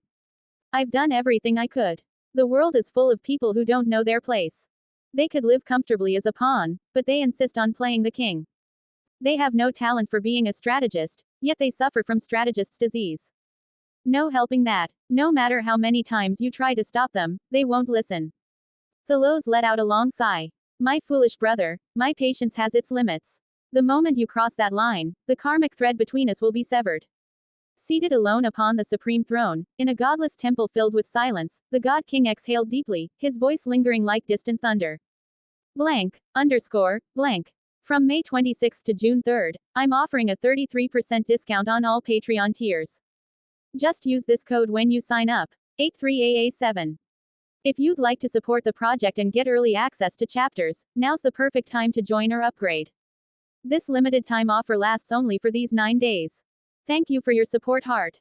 www.patreon.com/COMMUTTER. 1 comments 0 vote. Chapter 75. The Offspring of Fenrir, bonus chapter 2. The Iron Forest, on the borderlands of Midgard, the Middle Realm. Snow-cloaked treetops of the black woods swayed in the howling winds, resembling waves rolling across a vast sea of shadows, stretching endlessly from the far left to the far right of the horizon. From every darkened corner came deep, feral howls, wolves signaling each other in a haunting symphony of bloodlust and slaughter. The cries grew louder, closer. The wind carried the gnashing of teeth, guttural growls, and the bone-chilling snarls of chaos-touched beasts. In the distance, massive, bull-sized shadows darted between towering ironwood trees. Here and there, the alphas of smaller wolf packs halted, their blood-red eyes burning with rage as they glared toward the enemy's colossal figures in the distance. Despite instinctively sensing danger, these alphas still raised their muzzles and howled out the command to attack. And so the tide came, an endless black surge of chaos wolves. Beneath the shadowy forest canopy where no sunlight penetrated, thousands upon thousands of crimson eyes gleamed in the dark like a sea of bioluminescent krill, enough to stir terror in even the bravest hearts. Across the ridge stood 200,000 mortal soldiers, drawn from every kingdom. Under fluttering banners, they craned their necks, eyes wide with dread. In any normal battle, they would have broken ranks before a single blow was struck. But now, they looked down the hill at the line of 20-meter-tall giants standing like a living wall in front of the mortal troops, and beyond that, they saw the 5-meter-tall Aesir, each glowing with divine radiance. And in their fear, courage was born. "Prepare for battle," shouted Thor, raising Mjolnir high overhead. Thunder cracked across the heavens. Its boom shook the iron forest so violently that birds took flight in panicked flocks from the rear woods. The horn of war blew, its deep, ancient tone echoing through the mountains like the call of some primeval beast. The Valkyries, mounted on horses descended from the divine steed Sleipnir, raised their spears in unison and bellowed, "Order shall prevail." And the army roared in return, "Order shall prevail." The wolves surged forward, closer, closer. The pack leader, an enormous chaos beast with a shoulder height exceeding 10 meters, charged at the head of the horde. If it stood upright, it would dwarf even the giants. And then, lightning fell. From within the clouds came a rain of thunderbolts, serpents of blue-white fury streaking toward the forest floor. Thousands of bolts rained down on the alpha wolf and the densest parts of the pack. The scale of Thor's strike was outrageous, hundreds of meters across, flattening a swath of forest larger than several football fields. Boom! An overwhelming cascade of divine lightning blasted into the trees. The supposedly indestructible ironwood cracked and turned to ash. Branches, bark, and beast alike were flung into the air in flaming pieces. The smell of burned flesh wafted even upwind. A gruesome stench that spoke of obliteration. For the Order army, it was glorious. For the wolves, it was hell. Howls of agony shook the forest. Many wolves still racing toward the front slowed, their tails tucked in fear. But the lead alpha's brutal roar forced them onward. They came, wave after wave, pouring from the woods and crashing into the giants' line. The giants, armored in iron plates thicker than a man's torso, stood firm. Each wielded monstrous iron-bound tree trunks as clubs. A single sweep sent bull-sized chaos wolves flying through the air like toys. The giants crushed the largest of the beasts, leaving the smaller ones to reach the humans. But the mortals weren't alone. From above, the beautiful light elves hovered in midair, unleashing a relentless storm of arrows upon the advancing pack. The wolves at the bottom of the food chain were first torn apart by arrow fire and bolt barrages. Then they had to climb a sloped hill. And only then did they reach the human shield walls and spears. Few ever made it that far. Those that did were met by phantom warriors, translucent souls wielding spectral blades, striking down beast after beast with flawless precision. Their presence was more inspiring to mortals than even the gods themselves. These warriors had died once, and returned to fight again. They reminded the living of a vital truth. Death is not the end.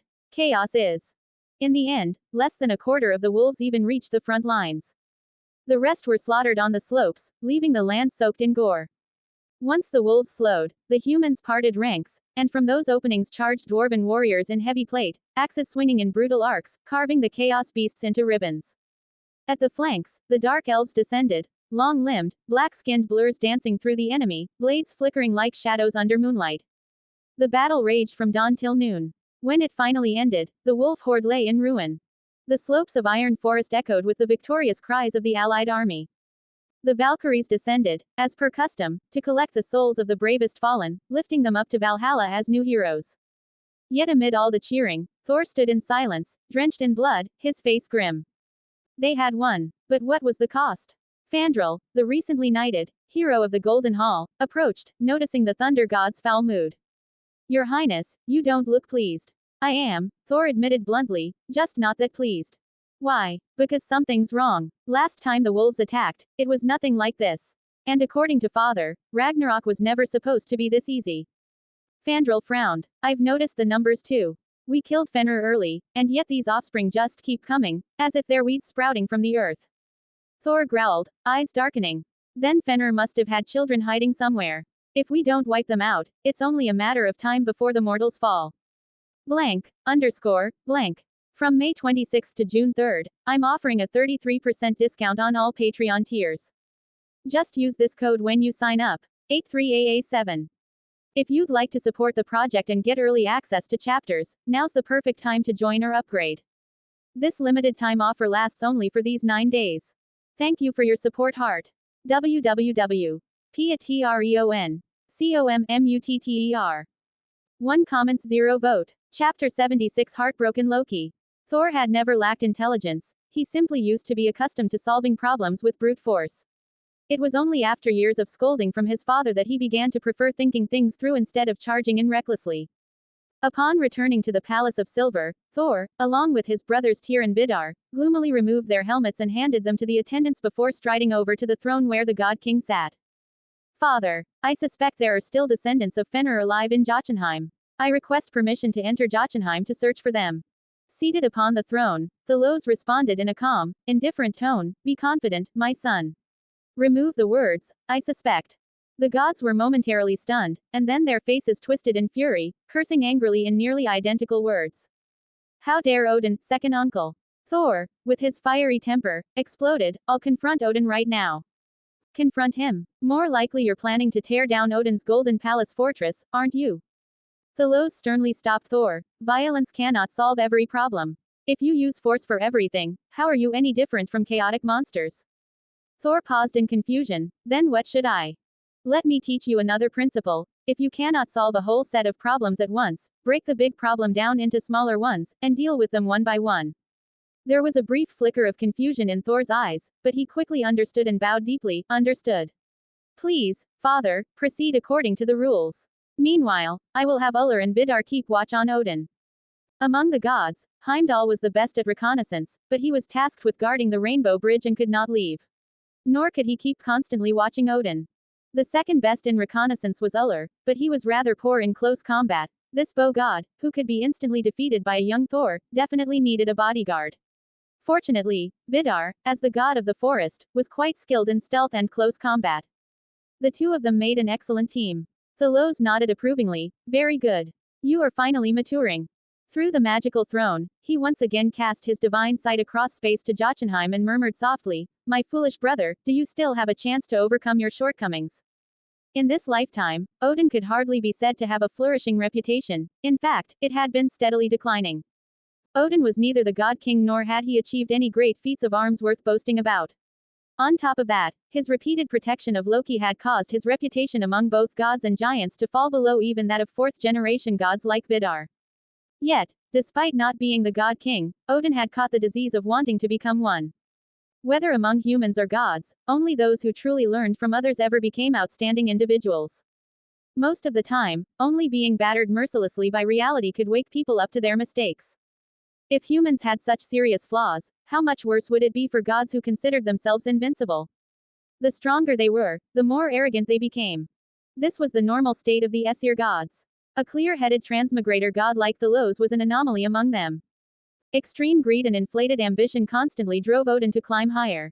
Even knowing full well that his elder brother had strictly forbidden the experiment, Odin continued secretly. Odin had already prepared his excuses. It was Loki who had begged him to shelter his grandchildren.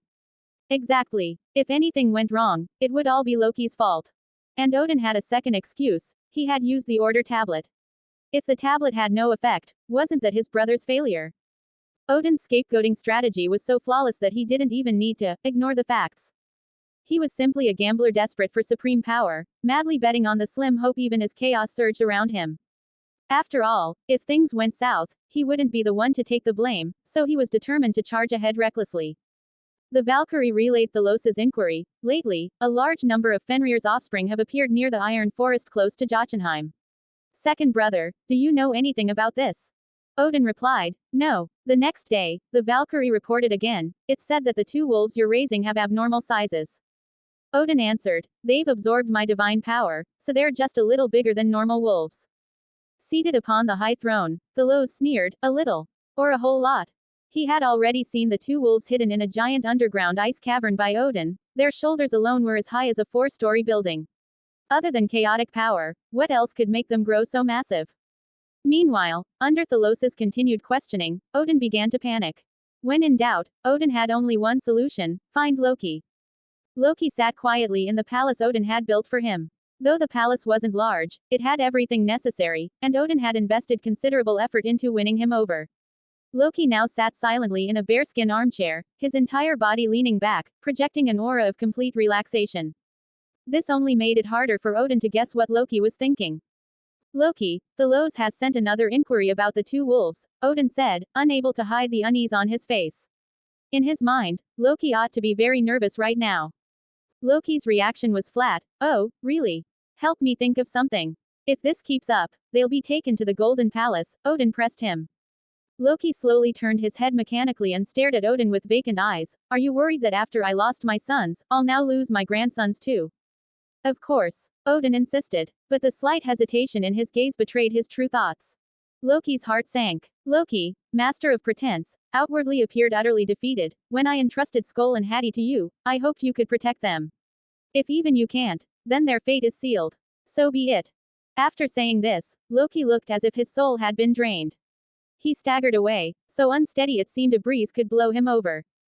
Watching Loki's retreating figure, Odin felt both helpless and resentful. Damn it, Loki. Your sons, your grandsons, each one more troublesome than the last.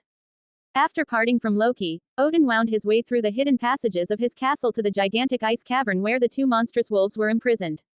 Awoo. Even before seeing Odin, merely hearing the familiar and hated sound of his footsteps, Skull and Hattie tried to let out threatening growls. To be precise, one managed a growl, while the other, in pain, could only produce a howl. Shut up, you filthy dogs. Odin's son, the god of Vengeance Valley, who was guarding the twin wolves, viciously struck one of them again. Rounding the ice tunnel's bend, Odin finally saw the two giant wolves, shackled tightly by cursed iron chains. Blank, blank. From May 26 to June 3, I'm offering a 33% discount on all Patreon tiers. Just use this code when you sign up. 83AA7. If you'd like to support the project and get early access to chapters, now's the perfect time to join or upgrade. This limited time offer lasts only for these 9 days. Thank you for your support, heart. www.patreon.com/COMMUTTER. 0 comments, 0 vote. Chapter 77 Odin's Compromise. Odin cursed inwardly. Skull and Hattie, these two beasts, of all the traits they could have inherited, they had to inherit their father Fenrir's rebelliousness and savage ferocity. When they were young, no matter how much goodwill Odin showed them, they would only respond with biting. Odin decided to treat them like dogs, suppressing them with force to show that he, Odin, was the alpha. Unfortunately, the two never acknowledged him and would attempt to maul him at every opportunity. Odin had to try restraining them with a magical iron chain called Lydin, but as they grew older, they easily broke it. Had it not been for Vali and his brother, the dark god Hodder, quickly subduing them, the two wolves would have escaped. Then Odin tried binding them again, this time using a magical chain named Dromi, but within 2 months, they broke free once more. Odin had no choice but to secretly seek help from the dwarves, masters of weapon crafting. Using 6 rare materials, the footfalls of a cat, the beard of a woman, the roots of a mountain, the breath of a fish, the sinews of a bear, and the saliva of a bird, they created a cursed chain called Gleipnir. Though Gleipnir looked as soft and smooth as a ribbon, its binding power was anything but weak. To prevent a third escape, Odin added another rope called Gelga, further tightening the bond by threading it through a great stone slab named Jal. After that, Odin and his 2 sons used a massive boulder called Thati as the foundation of the ice cavern prison, deeply embedding it into the ground beneath the ice to anchor the restraints. Yet none of these bindings diminished the wolves' ferocity in the slightest. Their attitude toward Odin and his sons remained vicious, extremely vicious, and absolutely vicious. Beasts, Odin sneered, glaring at Skull. Skull reacted fiercely, opening his great jaws in an attempt to attack Odin again. Unfortunately for Skull, Odin had recently performed a small surgery on him. Now standing as tall as a 5-story building at the shoulder, Skull's body had grown massive, comparable to some giants. His gaping jaws nearly touched the cavern's ceiling and floor at the same time. Realizing that he would never be able to tame these beasts, Odin, seeing Skull's biting motion, had swiftly hurled a divine sword into his mouth. The sword was crafted precisely so that its hilt lodged against Skull's lower jaw while its tip pierced his upper jaw. When Skull tried to close his mouth, intense pain caused him to emit a fearsome roar. The sword kept his jaws permanently open, causing drool to constantly drip from his mouth, melting the ice beneath him and even forming a sizable, poisonous underground river that did not freeze despite Jotunheim's frigid temperatures. The friendly giants of Jotunheim had even named this poisonous river Van.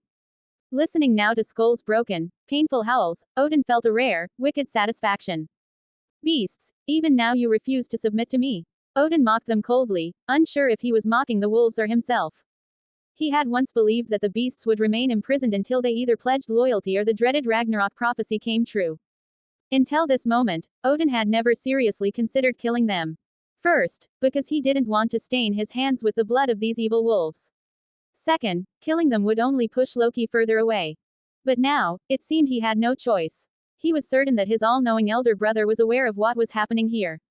Even though he had plastered the cavern with rune sigils and runic wards, supposedly preventing the magical throne's power from peeking inside, it was useless. After all, his elder brother was a god king who possessed the divine authority of prophecy. Even if he couldn't see directly, he could still know through foresight. Prophecy pierced through appearances straight to the truth. The power of prophecy was that unreasonable. Even when Odin tried to mask things by infecting common wolves with the wolves' power, hoping the mutated giant wolves would obscure his brother's vision, it had failed. Odin now knew that his brother was forcing him to make a choice. Being manipulated like a puppet by another god filled Odin with disgust. He raged internally, cursing everything, and Loki's act of giving up on his grandsons left Odin feeling utterly helpless. There was no more time. Odin's eyes widened in fury, radiating an immensely threatening, terrifying aura. He summoned the full extent of his power as the King of Ice. Pointing at the suffering skull, he coldly addressed the still howling Hati, "Beast. I'm giving you one last chance. Swear loyalty to me, or your brother's fate will be your own." The only answer was a feral, enraged howl. In their blood-red wolf eyes, Odin's figure was seared in hatred. Odin knew now that his plan to tame these powerful chaotic wolves had completely failed. He sneered repeatedly, "HMPH. You chose destruction yourselves. Don't blame me." Vali stepped forward and bowed slightly. "Father, what shall we do?" "Make preparations. Find a scapegoat. Tomorrow, when the Valkyrie comes, we'll hand over Hati and the scapegoat to Asgard." Vali was slightly surprised, and Skoll. Odin coldly glanced at Skoll, who was still growling lowly at him. "We'll throw this beast through the hidden passage into the Iron Forest." "No, that's too risky. Send him straight to Niflheim instead. Consider it a keepsake for Loki." His words caused the two wolves to react even more violently. Odin wasn't blind to the potential consequences of letting Skoll go. But he neither trusted nor fully believed in the Ragnarok prophecy. To him, Fenrir, who was supposed to kill him, was already dead. He had broken fate. Why should he fear Fenrir's offspring? Others might view Odin's actions as laughable. But this too revealed Odin's absolute arrogance. He genuinely didn't believe that a mere wolf pup could ever kill him. Sure enough, on the third day, the Valkyrie Brynhildr personally led a team to him, carrying none other than the sword of Jotunheim, one of the legendary swords of the Nine Realms. "Lord Odin, I have come to deliver a message from His Majesty the God King Thalos." Brynhildr lowered her voice, imitating Thalos's tone as much as she could. "Stop playing around. Hand over Skoll and Hati immediately." Odin's whole body trembled, so it really was prophecy. Skoll and Hati, those were names given by Loki, and no third party had ever overheard them. Yet Thalos ignored the false names Odin had made up and called them out directly. This left Odin no room to maneuver. If he handed them over, they were still brothers. If he refused, Odin would be helping Loki shoulder the wrath of the God King and the other gods. Odin was notorious for being self-serving in minor matters and self-preserving in major ones. There was no way he would risk himself for Loki. As expected, Odin confessed, "Sigh. His Majesty knows that I've always had a good relationship with Loki since childhood. Loki begged me in tears to protect his grandsons. That's the only reason I reluctantly agreed. But I've found these two wolves wild and untamable, impossible to train. Since it is His Majesty's command, I naturally must obey. I will now take you to see the beasts and arrange for the handover. Blank, _ blank. From May 26 to June 3, I'm offering a 33% discount on all Patreon tiers. Just use this code when you sign up. 83AA7. If you'd like to support the project and get early access to chapters, now's the perfect time to join or upgrade. This limited time offer lasts only for these 9 days. Thank you for your support, heart. www.patreon.com/COMMUTTER. 0 comments, 0 vote. Chapter 78, Escorting Hati. Brynhildr's face lit up with joy. Odin was finally willing to compromise, thus avoiding the worst possible outcome. She had seriously considered what might happen if Odin insisted on protecting the two monstrous wolves. Now it seemed that at least on the surface, the Aesir gods remained relatively united. In the Palace of Silver, Thalos and his sons listened to Brynhildr's report. Tyr asked doubtfully. Odin obeyed just like that. Nowadays, few of Thalos's sons still referred to Odin as second uncle. Thor said proudly, what else could he do? Thalos, seated upon his throne, smiled and said, Thor, you really don't understand your second uncle at all. Father, you mean he'll pull some tricks? HMPH. I have no such second uncle, Thor said bluntly, making no effort to hide his disdain. Thalos's smile held a hint of helplessness. Watch carefully. If the two wolves he hands over are the same size, then fine, he's still your reliable uncle. And if not, that was a dangerous question. Thor didn't even dare to ask aloud. Thalos sighed. Although this world isn't purely black and white, when caught between two sides, and the time comes to choose, you must never imitate Odin. Half measures will only offend both sides. Thor, no matter what you see, as long as there are two wolves, bring them back to Asgard. And as Thalos had predicted, when Thor led a group of giants to take custody, he was met with an enraged, berserk Hati, and a smaller, giant wolf, about a head shorter, its shoulder height only around 10 meters. It cowered in the corner of the ice cavern, trembling as if terrified of Hati's overwhelming ferocity. Thor looked stunned. Vali, who was responsible for receiving them, asked coldly, "Is there a problem, cousin Thor?" "These are Skoll and Hati." "Yes," Vali answered stiffly.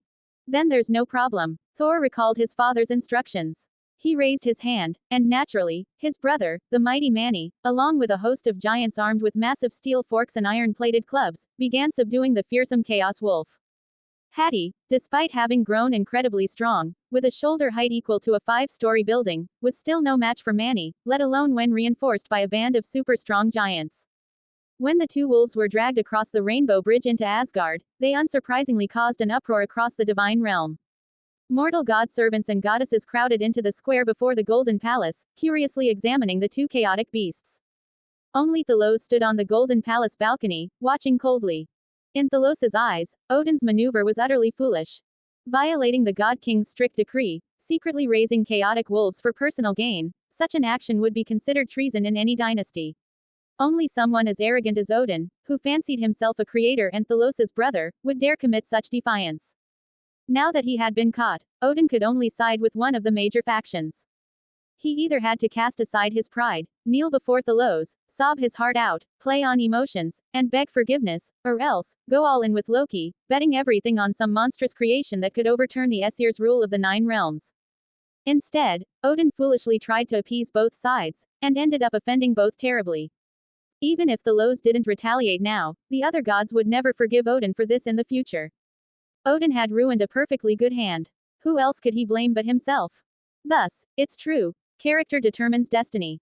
Vor, Bestla, your parenting skills are truly awful. In the whole world, only Thalos could criticize his adoptive parents so bluntly. Over in Asgard, after the last Vanir invasion had reduced the first district emerging from the Rainbow Bridge to ruins, Thalos forbade rebuilding there. Instead, the area was transformed into a vast square spanning 400,000 square meters. The whole square was paved with large, sturdy slabs of stone, appearing extremely open and empty, with only a series of sculptures around the edges, commemorating the Aesir's glorious conquest of the Vanir. Now, it seemed, the poets under the god of poetry Bragi had found new inspiration. The terrifying roars of the giant wolves shook the sacred land, yet none of the spectators felt fear. Instead, they were filled with excitement. Thalos had not publicly revealed that Odin had secretly raised chaotic wolves, so officially, the story was that Thor and his team had captured the ferocious Chaos Wolf, Hati, in Jotunheim. Hati was terrifying, but to the residents of Asgard, who were accustomed to seeing giants, it was nothing too extraordinary. In any case, it was proof of order triumphing over chaos. At that moment, Thor, wielding his thunder hammer, slowly rose into the air and proclaimed in a booming voice. "Our world is under invasion from chaos. But as people of order, we will never allow such a thing to prevail. Now, let me show you what a chaotic monster truly is." At his gesture, attendants rolled forward piles of corpses, descendants of Fenrir. Seeing the wolves who had inherited their power yet been slaughtered enraged Hati even further. He roared violently, gnashing at his chains. But when thousands of tons of wolf carcasses were laid before him, he performed a shocking act. He began devouring the corpses, creatures that could be considered his offspring. How disgusting. Beasts will always be beasts. The goddesses pointed and whispered disdainfully. Normally, wolves would not attack companions, especially those from the same pack. However, they did not hesitate to eat their dead. Even to the battle-hardened gods of Asgard, this cruel behavior seemed excessively savage. Yet amid the audience's cursing and mocking, something unexpected happened.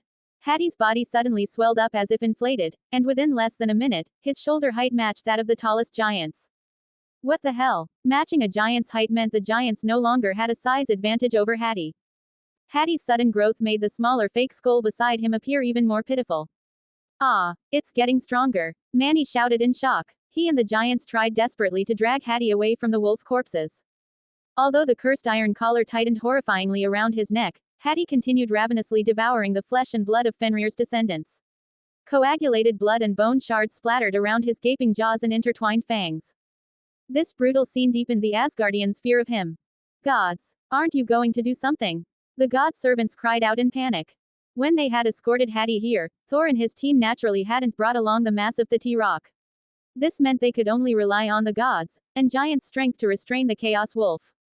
And now that Hati's strength had suddenly surpassed them, they were starting to panic. Blank. From May 26 to June 3, I'm offering a 33% discount on all Patreon tiers. Just use this code when you sign up. 83AA7. If you'd like to support the project and get early access to chapters, now's the perfect time to join or upgrade. This limited time offer lasts only for these 9 days. Thank you for your support, heart. www.patreon.com/COMMUTTER. 0 comments, 0 vote. Chapter 79, Solving Half the Problem. The chaotic wolf Hati was still growing larger. It was as if the chaos power of the entire world was pouring into its body, causing it to expand without end. As Hati's size grew, so did its strength. At this point, the giants had given up trying to restrain it with chains and had switched to launching attacks instead. Unfortunately, their attacks no longer posed a substantial threat to the wolf, though the pain still made Hati instinctively scratch at the ground, its sharp claws shredding the solid stone tiles as easily as cutting through butter. Yet Hati ignored them, continuing to devour the blood and flesh of the dead chaotic wolves. No matter how fiercely the giants struck, it kept growing. After another minute, its size had already reached the point where it could rival the Golden Palace itself. Kill. Thor, remembering his father's lessons, decisively launched an attack. The sky suddenly darkened as black clouds gathered in a clockwise spiral. With a fierce tremor, purple-blue lightning shot down from beneath the clouds. A bolt of lightning over 10 meters wide, guided by Mjolnir, struck Hati's head before it could react. The moon-chasing wolf, Hati let out a scream that shook all of Asgard. The blinding lightning exploded across its head, signaling the start of battle. The Aesir immediately unleashed all their firepower upon the giant wolf. Tyr's spear of war, Alar's deadly arrows, Heimdall's bullets forged of bored steel, all their weapons, imbued with divine power, unleashed beams of light that riddled Hati's body with countless wounds. Compared to the superficial injuries caused by the giants, these divine attacks were real and devastating. Even the apocalyptic wolf Fenrir at the peak of his mythological power would have struggled to withstand so many direct hits to his vital points. Hati shrieked in agony. Chaos energy surged wildly within its body. Spectators could even feel, through its flesh, the unstable, explosive force inside it, like a giant balloon full of combustible gas ready to burst at any moment. But the wolf, true to its inherited ferocity and cruelty, refused to fall despite being attacked by a dozen gods. Instead, it grew even more savage. With a swipe of its paw, it lashed out. Its massive, furry black paw seemed to cover a quarter of the square. Even the gods dared not meet it head-on. They rolled and leapt back to dodge. The giants, slower and larger, were less fortunate. 3 giants were struck directly. The first was decapitated by the wolf's sharp claws. The second was impaled straight through the heart and organs. The third, struck like a billiard ball, flew like a cannonball into a building that housed god servants. Seconds later, the sound of collapsing structures echoed from that direction. Seeing that Hati, though injured, was not dying, and might soon be unstoppable, the thunderclouds above were suddenly scattered by a mysterious force. Elements of fire, ice, earth, and others began swirling into vortices at different points in the sky, and at the center of each vortex, a dazzling divine sword hovered. Boom! The first blast created a hole in Hati's chest large enough for a giant to walk through. The second explosion severed its left forepaw, leaving a horrifyingly clean cut at the shoulder. With the third thunderous crash, a pillar of fire descended from the heavens. The sword of Muspelheim, transformed into a 100-meter-long flaming sword, plunged straight through Hati's forehead, pinning it to the ground. The once mad wolf was frozen in place at the heart of the battlefield. Only then did everyone see that their god king, Thalos, was floating above the Golden Palace. Behind him, a 300-meter-tall semi-transparent phantom mirrored his every move. His right hand was still outstretched in a pushing motion, and above his shoulder, 6 more divine swords hovered, charged and ready but not yet released. So this so-called apocalyptic wolf can only withstand 3 of my swords, huh? 3 swords. No, it probably didn't even take 3. Realizing this possibility, all of Asgard erupted in cheers. Long live His Majesty the God King. Ha ha ha, our king is truly the strongest. What end of the world wolf? It's just a feral pup. The gods, giants, and god servants were all swept up in a frenzy of admiration. They were utterly overwhelmed by the invincible image of their king and spared no effort in praising him. Only Thalos remained calm amid the frenzy, as if he had merely crushed an ant, not slain a so-called apocalypse beast. Congratulations, father! Thor and the other god's sons rushed forward to offer their congratulations. Balder exclaimed excitedly, "Father, does this mean the threat of Ragnarok is resolved?" Resolved. Thalos's gaze swept lightly over the wolf's corpse. Hati's body, like a deflating balloon, shrank as the immense chaotic energy inside it was purified by the Nine Realms swords, until it was only the size of 4 giants stacked together. It's not resolved yet. Thor scratched his head. In terms of the wolf calamity, we've only killed Hati, Skoll remains. Among the 5 great disasters of Ragnarok, killing Hati is only solving half of one, Thalos said.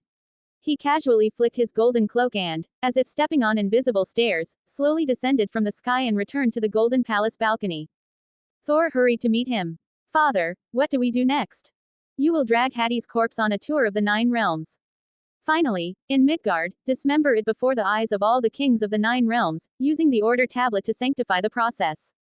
That way, the worlds should recognize our cleansing of chaos." Understood. The Aesir maintained their dominion over the 9 realms through force and overwhelming divine power. Demonstrating their triumphs was crucial. It would greatly boost the mortals' confidence in resisting Ragnarok. Thalos extended his left hand and calculated by divine technique. Indeed, there were 5 great disasters. In the epic, 5 forces attacked Asgard during Ragnarok. Fenrir, representing the wild, untamed chaos. Jormungandr, the world serpent, representing the fury of the seas. Hel, the death goddess, representing the revolt of the underworld.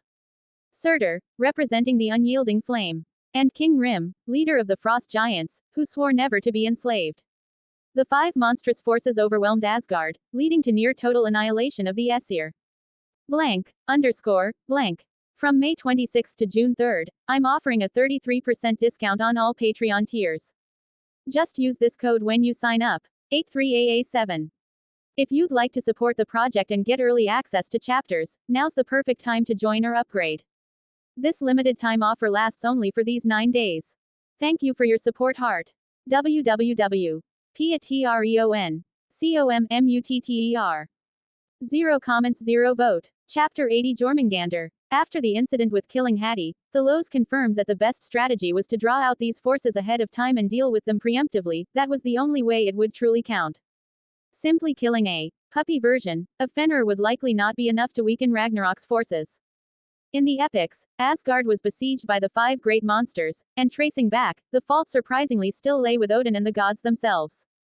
After gaining dominion over the world, the Aesir gods spent their days drinking and reveling, their prosperity built upon the offerings of the mortal realms, while caring little for the fates of the mortals themselves. Fenrir grew ever larger, and the gods merely exiled him to the Iron Forest, until he became so big that even gods were terrified, at which point they scrambled to fix their mistake.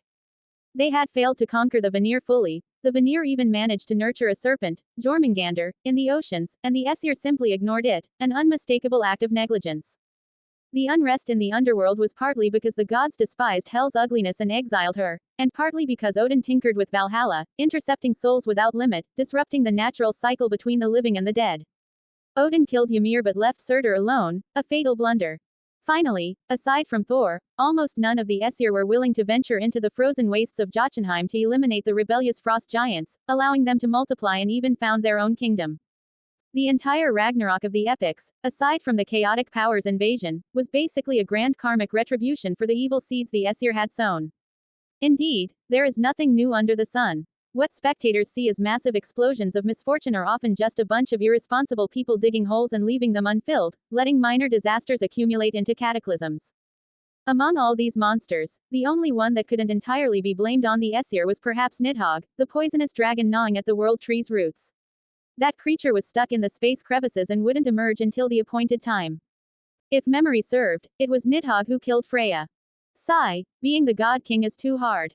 Thalos muttered, casually stroking the hilts of the 9 divine swords as if playing with a bunch of adorable pets. At the same time, his divine sight once again crossed the void and fell upon Jotunheim. There, a heartbroken Loki suddenly felt a dreadful sense of foreboding. His lover, Angerboda, also turned deathly pale. My love, did you feel that? Yes, Loki nodded heavily, then, thinking he was being discreet, made a shushing gesture.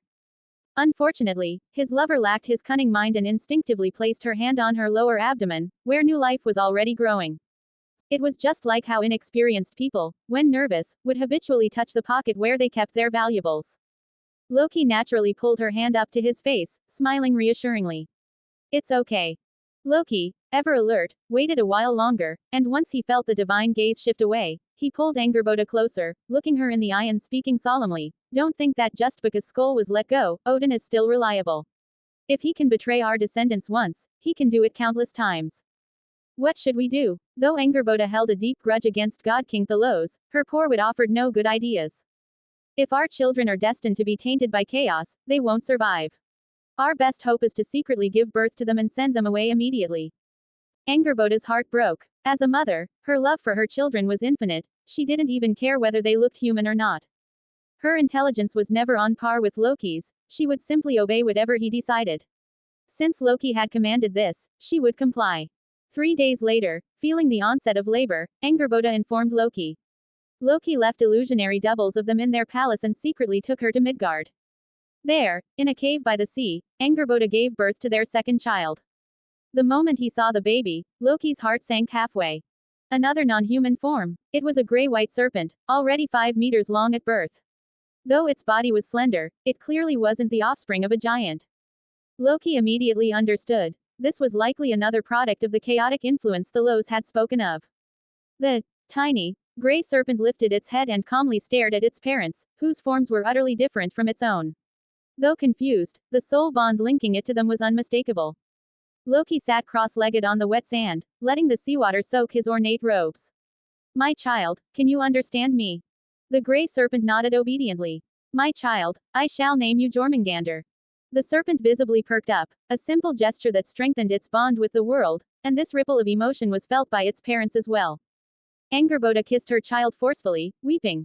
I'm sorry, my dear. Perhaps your very existence is a mistake.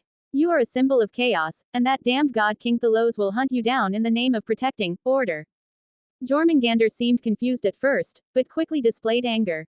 Loki at first sagged, then his gaze hardened as he spoke firmly. Jormungandr. We cannot protect you as you grow. Your only option is to hide in the deep sea and gather your strength. Understand? Jormungandr nodded again. Loki's voice grew sharp. Order or chaos, it doesn't matter. When you've gathered enough power, seek out your dead brother Fenrir's descendant Skull, and confront the Aesir gods. If the gods still refuse to acknowledge your existence, then overthrow their damned dominion. The giantess hesitated, frightened. Loki, can we really overthrow the Aesir?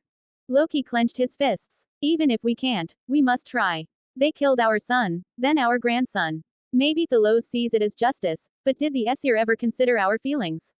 They left us no choice. Yes. Angerboda seized Loki's hand, her gaze stealing. I was once terrified of bearing children.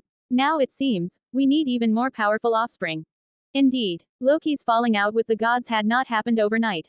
During peacetime, Loki's pranks had offended every single Aesir god equally. Thalos's execution of Fenrir and the slaying of Hati were merely the breaking point. Since the gods despised him, and even Odin no longer protected him, Loki naturally sought another path. Perhaps because Thalos had not yet completely severed ties nor delivered a final blow, Loki had not made his ultimate decision to declare war on the Aesir. But it was only a matter of time. A Loki who pursued personal pleasure at all costs, cared nothing for the bigger picture, and was indifferent to the struggle between order and chaos was doomed to walk the path of no return. Blank. From May 26 to June 3, I'm offering a 33% discount on all Patreon tiers. Just use this code when you sign up. 83AA7. If you'd like to support the project and get early access to chapters, now's the perfect time to join or upgrade. This limited time offer lasts only for these 9 days. Thank you for your support, heart.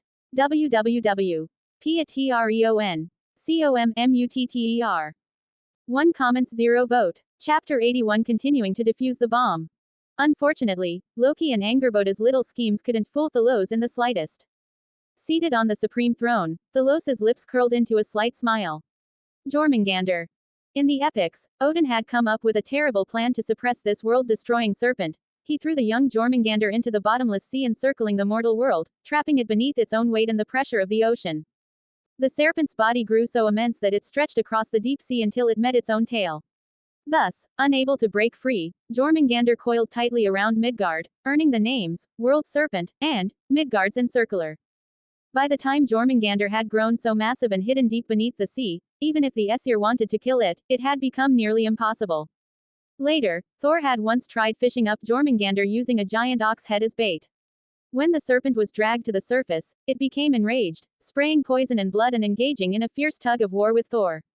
In the end, the giant Hymir cut the fishing line, allowing Jormungandr to escape. This event sealed the deadly feud between Jormungandr and Thor, and in Ragnarok, they would kill each other. But in this life, Thalos didn't need such complications. As a creator god, reshaping the world, when he had first crafted Midgard, he had deliberately made it so there were no continuous oceans. The seas were mainly concentrated in the west, divided into 3 bodies of water, separated by hundreds of kilometers of continental land. The ingenious part was that these seas connected to Vanaheim's waters through a kind of plug. Yes, the same plug that had caused the downfall of Njord. If Thalos wanted, he could drain any sea he pleased.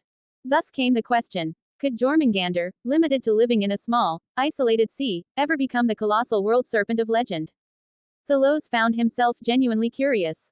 So, very simply, the next day he boarded the magical ship Skidbladnir, which Loki had helped him acquire. In mortal eyes, this ship was about the size of a small island. For the Aesir, who averaged 5 meters in height, it was merely a spacious vessel. Melodious music echoed across the deck. Gullveig danced gracefully to the dwarven musicians' performance. Once awkward and stiff, Gullveig had, over the years, truly mastered singing and dancing. Her supple movements, swaying like willow branches in the wind, combined with her semi-transparent silk gown, made her appearance thoroughly enchanting. Knowing she could never match Freya's beauty, she had poured her efforts into perfecting her performance arts. One day, overhearing a secret technique called the 18 Deadly Dances, from the God King himself, she had trained diligently until she became unstoppable. Today, seeing Thalos in such a fine mood for a pleasure cruise, she naturally seized the opportunity to impress. Even as Thalos tenderly embraced Freya, Gullveig showed no displeasure. After finishing her dance and eagerly awaiting what might come next, Thalos suddenly turned toward the starboard side and smiled. Well now, little thing. Since you're here, why not come aboard? With that, Thalos extended his hand, grasping the air lightly. Everyone on the ship witnessed a spectacular sight. A massive white vortex opened on the nearby sea surface. White waves parted to either side, forming a dramatic waterfall that stretched from the surface down into the ocean depths. Within this giant water tunnel, a slender sea serpent, about 10 meters long, writhed madly in midair, restrained by an invisible force. Even knowing it was no match for the god before it, the serpent defiantly opened its mouth and spat venom. Unfortunately, with a mere flick of Thalos's finger, a towering wall of water, over 100 meters high, rose from the sea, firmly blocking the venom. It must be admitted, the venom was extremely toxic. The seawater tainted by the venom turned a murky black and emitted sizzling white smoke, releasing heat so intense it surprised Thalos. In that moment, he began to understand how Thor, even after smashing Jormungandr's head during the final battle, had still been poisoned to death. Jormungandr, not realizing it had done anything wrong, had merely tried to sense from afar, almost passively, the terrifying enemy its father had warned it about. Even so, it had been instantly captured. At this moment, despair filled Jormungandr's golden slit-pupil eyes. It hissed fiercely in terror, though its feeble attempts to intimidate were laughably ineffective against a true god king. Dropping the water curtain, Thalos gazed at the juvenile, world serpent, and chuckled mercilessly. Though it had a fierce-looking head and terrifying fangs, it was still too immature. You are Jormungandr, hiss, was its answer, trying to sound menacing. How boring. Feeling its fear and weakness, Thalos found it all rather dull. Had Jormungandr been as aggressive and defiant as its elder brother Fenrir, trying to bite the heavens and the gods, Thalos might have been more inclined to crush it out of hatred. But this tiny serpent, barely longer than 10 meters, was no threat at all, barely fit to be a giant's snack. Crucially, this underdeveloped chaos serpent could only carry a limited amount of chaotic power. Killing it now would not meaningfully weaken Ragnarok. After a moment of consideration, Thalos laughed softly. Jormungandr, you are too weak. Only when you grow large enough to encircle Midgard will you qualify to challenge me. Hiss hiss hiss. Jormungandr twisted its body angrily, hissing and flicking its tongue. With a wave of his hand, Thalos conjured two divine hands, formed from wind elements. The elemental hands forced Jormungandr's jaws open and began expertly squeezing its venom glands.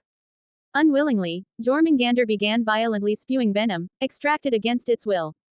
At that moment, the serpent felt like a helpless lamb being cruelly harvested by a method it could not even comprehend. Again and again, black venom was squeezed out by Thalos, forming suspended blobs in midair. Only after the serpent's jaws could no longer produce even a drop did the terrifying elemental hands finally release it. Gaining its freedom, Jormungandr immediately dove downward, desperate to reach the seafloor and get as far away from the terrifying Aesir god as possible. Meanwhile, Thalos floated one blob of venom over to Gulveig. Study this venom carefully. If you can create a corresponding antidote, you will be a hero of the Aesir. Blank. From May 26 to June 3, I'm offering a 33% discount on all Patreon tiers. Just use this code when you sign up. 83AA7. If you'd like to support the project and get early access to chapters, now's the perfect time to join or upgrade. This limited time offer lasts only for these 9 days. Thank you for your support, heart. www.patreon.com/COMMUTTER. 0 comments 0 vote. Chapter 82 Odin's 4 Stages Bonus Chapter 1. Gulveig widened her eyes, almost unable to believe what she had just heard. It had been too long. So long that she had almost forgotten she was once a goddess skilled in magic and alchemy. Even after the fall of the Vanir gods, out of fear of being targeted by her old peers, she had clung desperately to Thalos, the greatest pillar of the Aesir, throwing herself into mastering dance in order to avoid being cast aside by Thalos for newer favors. Who would have thought that one day she might stand on her own again? I will, Your Majesty. Gulveig raised her hand and used a mysterious force to envelop the massive blob of venom. She conjured glass containers one after another to carefully store the deadly venom, potent enough to kill even gods. Finally being entrusted with real work made her happy, though she also felt a bit conflicted. If she started working immediately, would she have no time to show off her painstakingly practiced 18 deadly dances? Seeing through her little thoughts at a glance, Thalos waved at her from a distance. Come on, keep the music going, keep dancing. During the festivities, Freya whispered to him, was that serpent also a chaos monster? It is, and it isn't. How so? Freya asked coyly. If we leave it alone, it would grow to encircle Midgard and become the world serpent, a true threat to Asgard. But now, it won't have that chance. If it could merely grow large enough to fill a small sea, that would be Jormungandr's limit in this world. And if they developed an antidote to its venom, it would be no more than an oversized eel. At that point, even if it rebelled, it wouldn't take Thor alone to kill it. After 3 days cruising the seas, Thalos returned to Asgard. He still wanted to wait and see if there was news of the death goddess Hel, but after giving birth to 2 apocalypse-level offspring, Angerboda's body was weakened, and for the time being, there was no new movement in her womb. This left Thalos a bit regretful. Still, it didn't stop him from sending his Einherjar to search Niflheim for the whereabouts of Skoll. About a month later, the report came back, they had found him. Ho, this is interesting. Niflheim, the land of cold, damp fog. It was a place surrounded by mountains. Gale force winds howled through the cliffs like knives, creating eerie, ghostly wails. The winds in the valleys were strong, yet they didn't scatter the cold fog. Instead, the fog seemed to flow on its own. Amidst the mist, a black giant beast sprinted through. Each massive paw step kicked up tons of sand and stones. The sheer force of its movement blew aside the dense mist, and with a dramatic leap, it pounced 100 meters forward, easily killing a thick mist monster. Just as Skoll was about to feast, he suddenly sensed danger and jerked his head up to the sky. He instantly spotted a pair of enormous divine eyes within the clouds. After a moment of stunned surprise, he forced down the pain from the sword embedded in his jaw and let out a deep, defiant roar.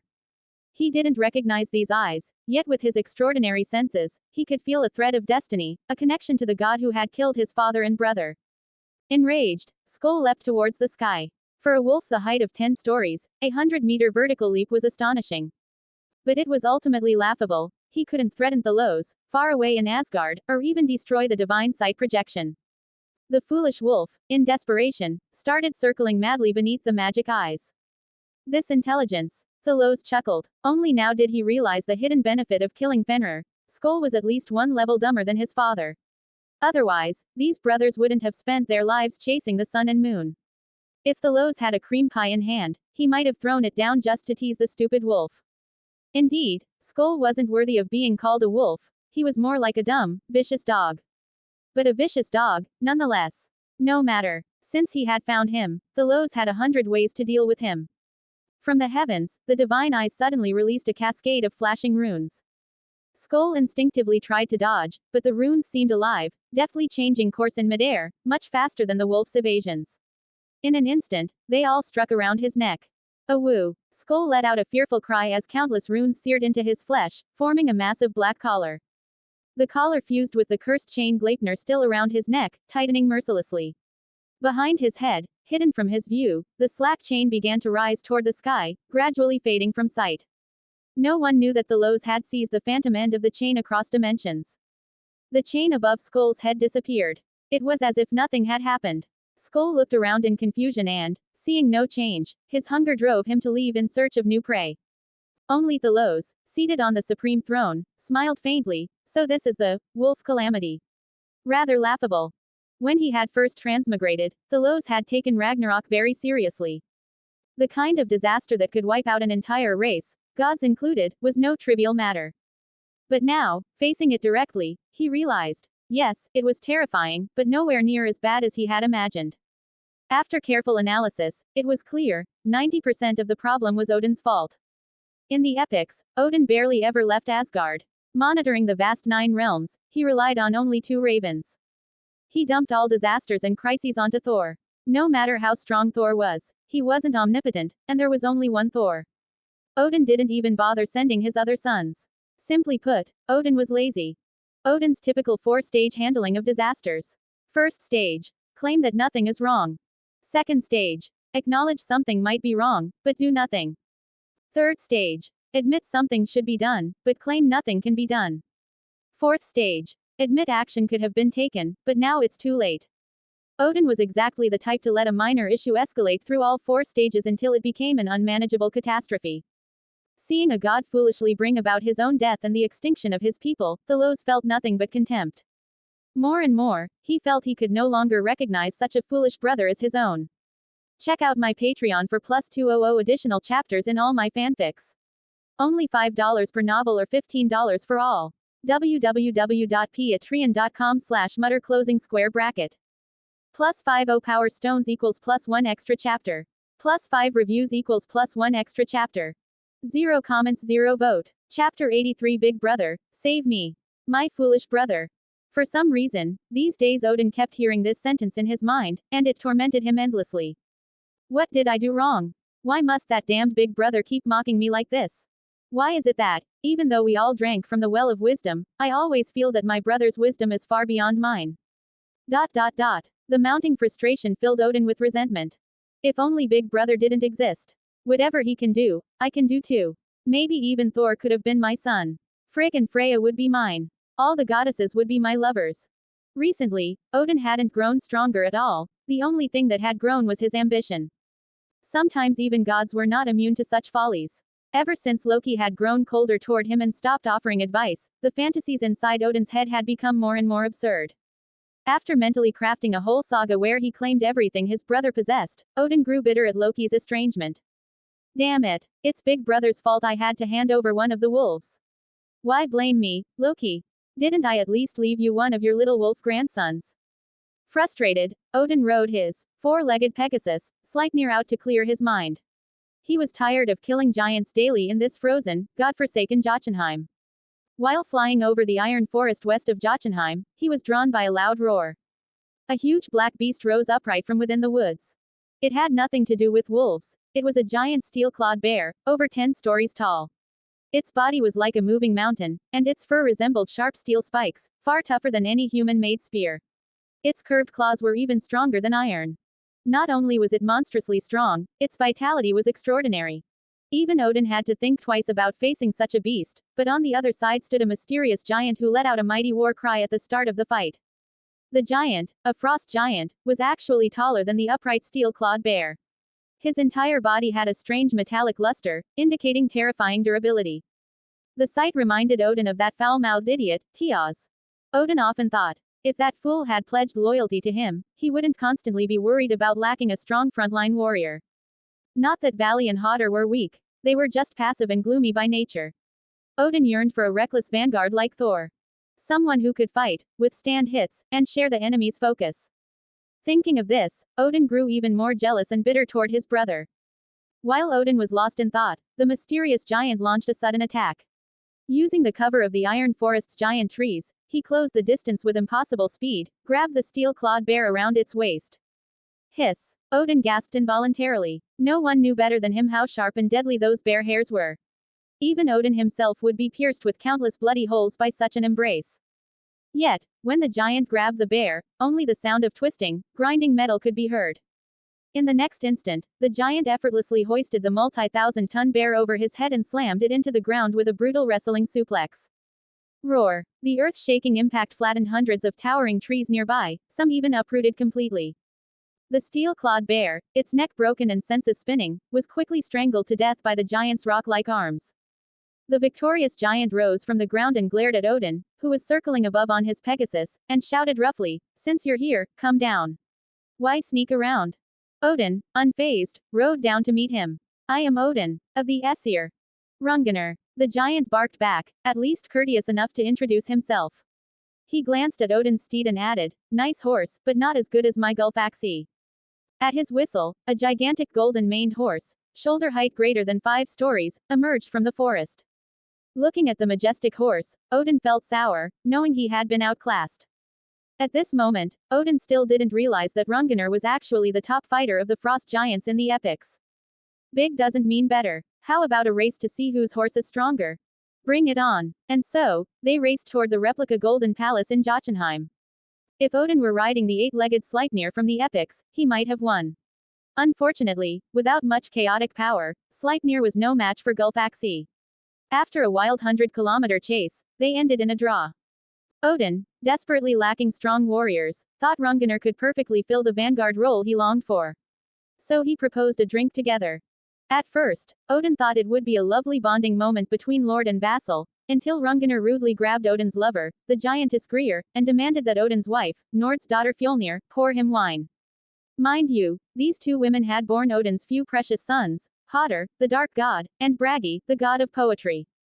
Odin couldn't stand it. His face darkened. "Brother, you're going too far. That's my wife and my lover." "So what?" Hrungnir lifted his brows provocatively. Vali and Hodder instantly stood up, hands on their weapons. Odin also rose, planting Gungnir firmly to the ground. "Let them go. We can still be friends." The giant sneered, "The weak don't deserve to be my friends." He even pinched Odin's wife like she was a doll. That was the final straw for Odin. Fine. Odin, famous for his unscrupulousness, struck first. He hurled Gungnir. The eternal spear, famed for its infallible aim, turned into a brilliant streak of cold light, pierced the short distance between them, and struck Hrungnir's chest. Kai. Crack. The sound was eerie and strange. Odin had expected strong defenses but not to this insane degree. The spear tip embedded into the giant's metallic chest but went no further. The spear's soul even transmitted back the shocking news: the giant's heart was triangular and harder than any known metal, utterly impenetrable. It was a clean hit, but no kill. Before Odin could react, he saw Vali, who had lunged forward, get brutally smashed away. Following the arc of Hrungnir's massive flintstone club, Vali's left arm twisted unnaturally, his body spinning as he crashed into the ornate replica palace wall, smashing through it and flying out the other side. The scene made Odin's scalp go numb. He looked up and shouted desperately, "Big brother, save me," no, requesting reinforcements. Check out my Patreon for plus 200 additional chapters in all my fanfics. Only $5 per novel or $15 for all. www.patreon.com/Mutter closing square bracket. Plus 50 power stones equals plus 1 extra chapter. Plus 5 reviews equals plus 1 extra chapter. 1 comments 0 vote. Chapter 84 Physical Subjugation. Odin had formally roared, requesting support, but by the time the words reached Heimdall, stationed at the Rainbow Bridge, only the first part remained. "Big brother, save me." Although Thalos had agreed, when appointing Odin as king of Jotunheim, that Asgard would support him if he faced overwhelming enemies, Heimdall couldn't help feeling a bit disgusted by the scene. You invited the guy into your palace as a guest, and now you're asking for reinforcements. You're embarrassing the entire Aesir. Still, duty was duty. Heimdall quickly sent out the signal. What's going on? Thor, flying in with Mjolnir, was the first to arrive. After hearing Heimdall's report, Thor immediately pulled a face like he was constipated. He really didn't like this second uncle of his. Odin, you shamelessly started a gang beating, and now you're being soloed by a single guy. Have you no shame? But like it or not, Thor had to help. In the end, this was Odin's attempt to recruit a giant that had gone horribly wrong, resulting in an attack. Officially, the Frost Giant was now an enemy of Asgard. No procedural issues. Soon, Thor brought Tyr and Vidar across the rainbow bridge into the lower world. Hum hum hum. Accompanied by dazzling rainbow light, several Aesir gods charged into battle. As they stormed through the palace gates, they saw Hodder, the dark god, coiling dark energy around the giant, yet it failed to penetrate him.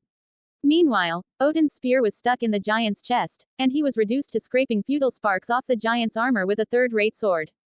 Seeing the reinforcements, Hrungnir's face darkened and he roared, "Odin, you shameless bastard! You dare call yourself a god?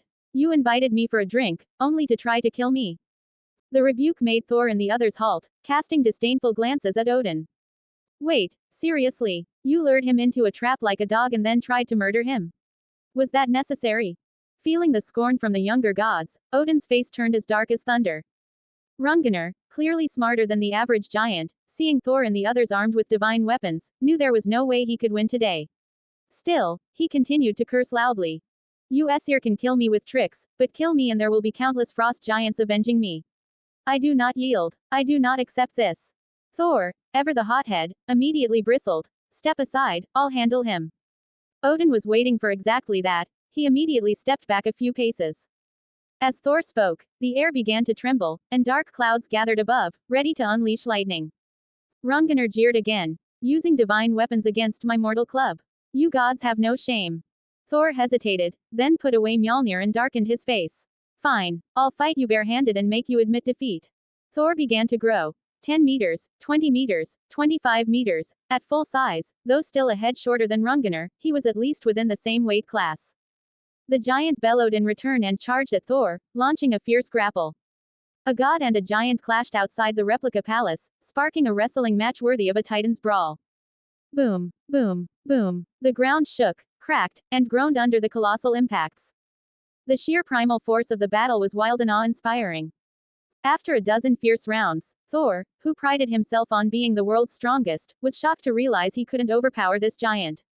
Not only was Hrungnir stronger, but Thor's wrestling technique wasn't clearly superior either. Thor grew increasingly embarrassed. Just then, a voice echoed from the sky.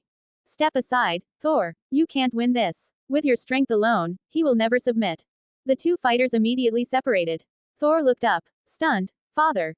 Yes. Thalos had arrived. To Thalos, Hrungnir's appearance wasn't entirely unexpected.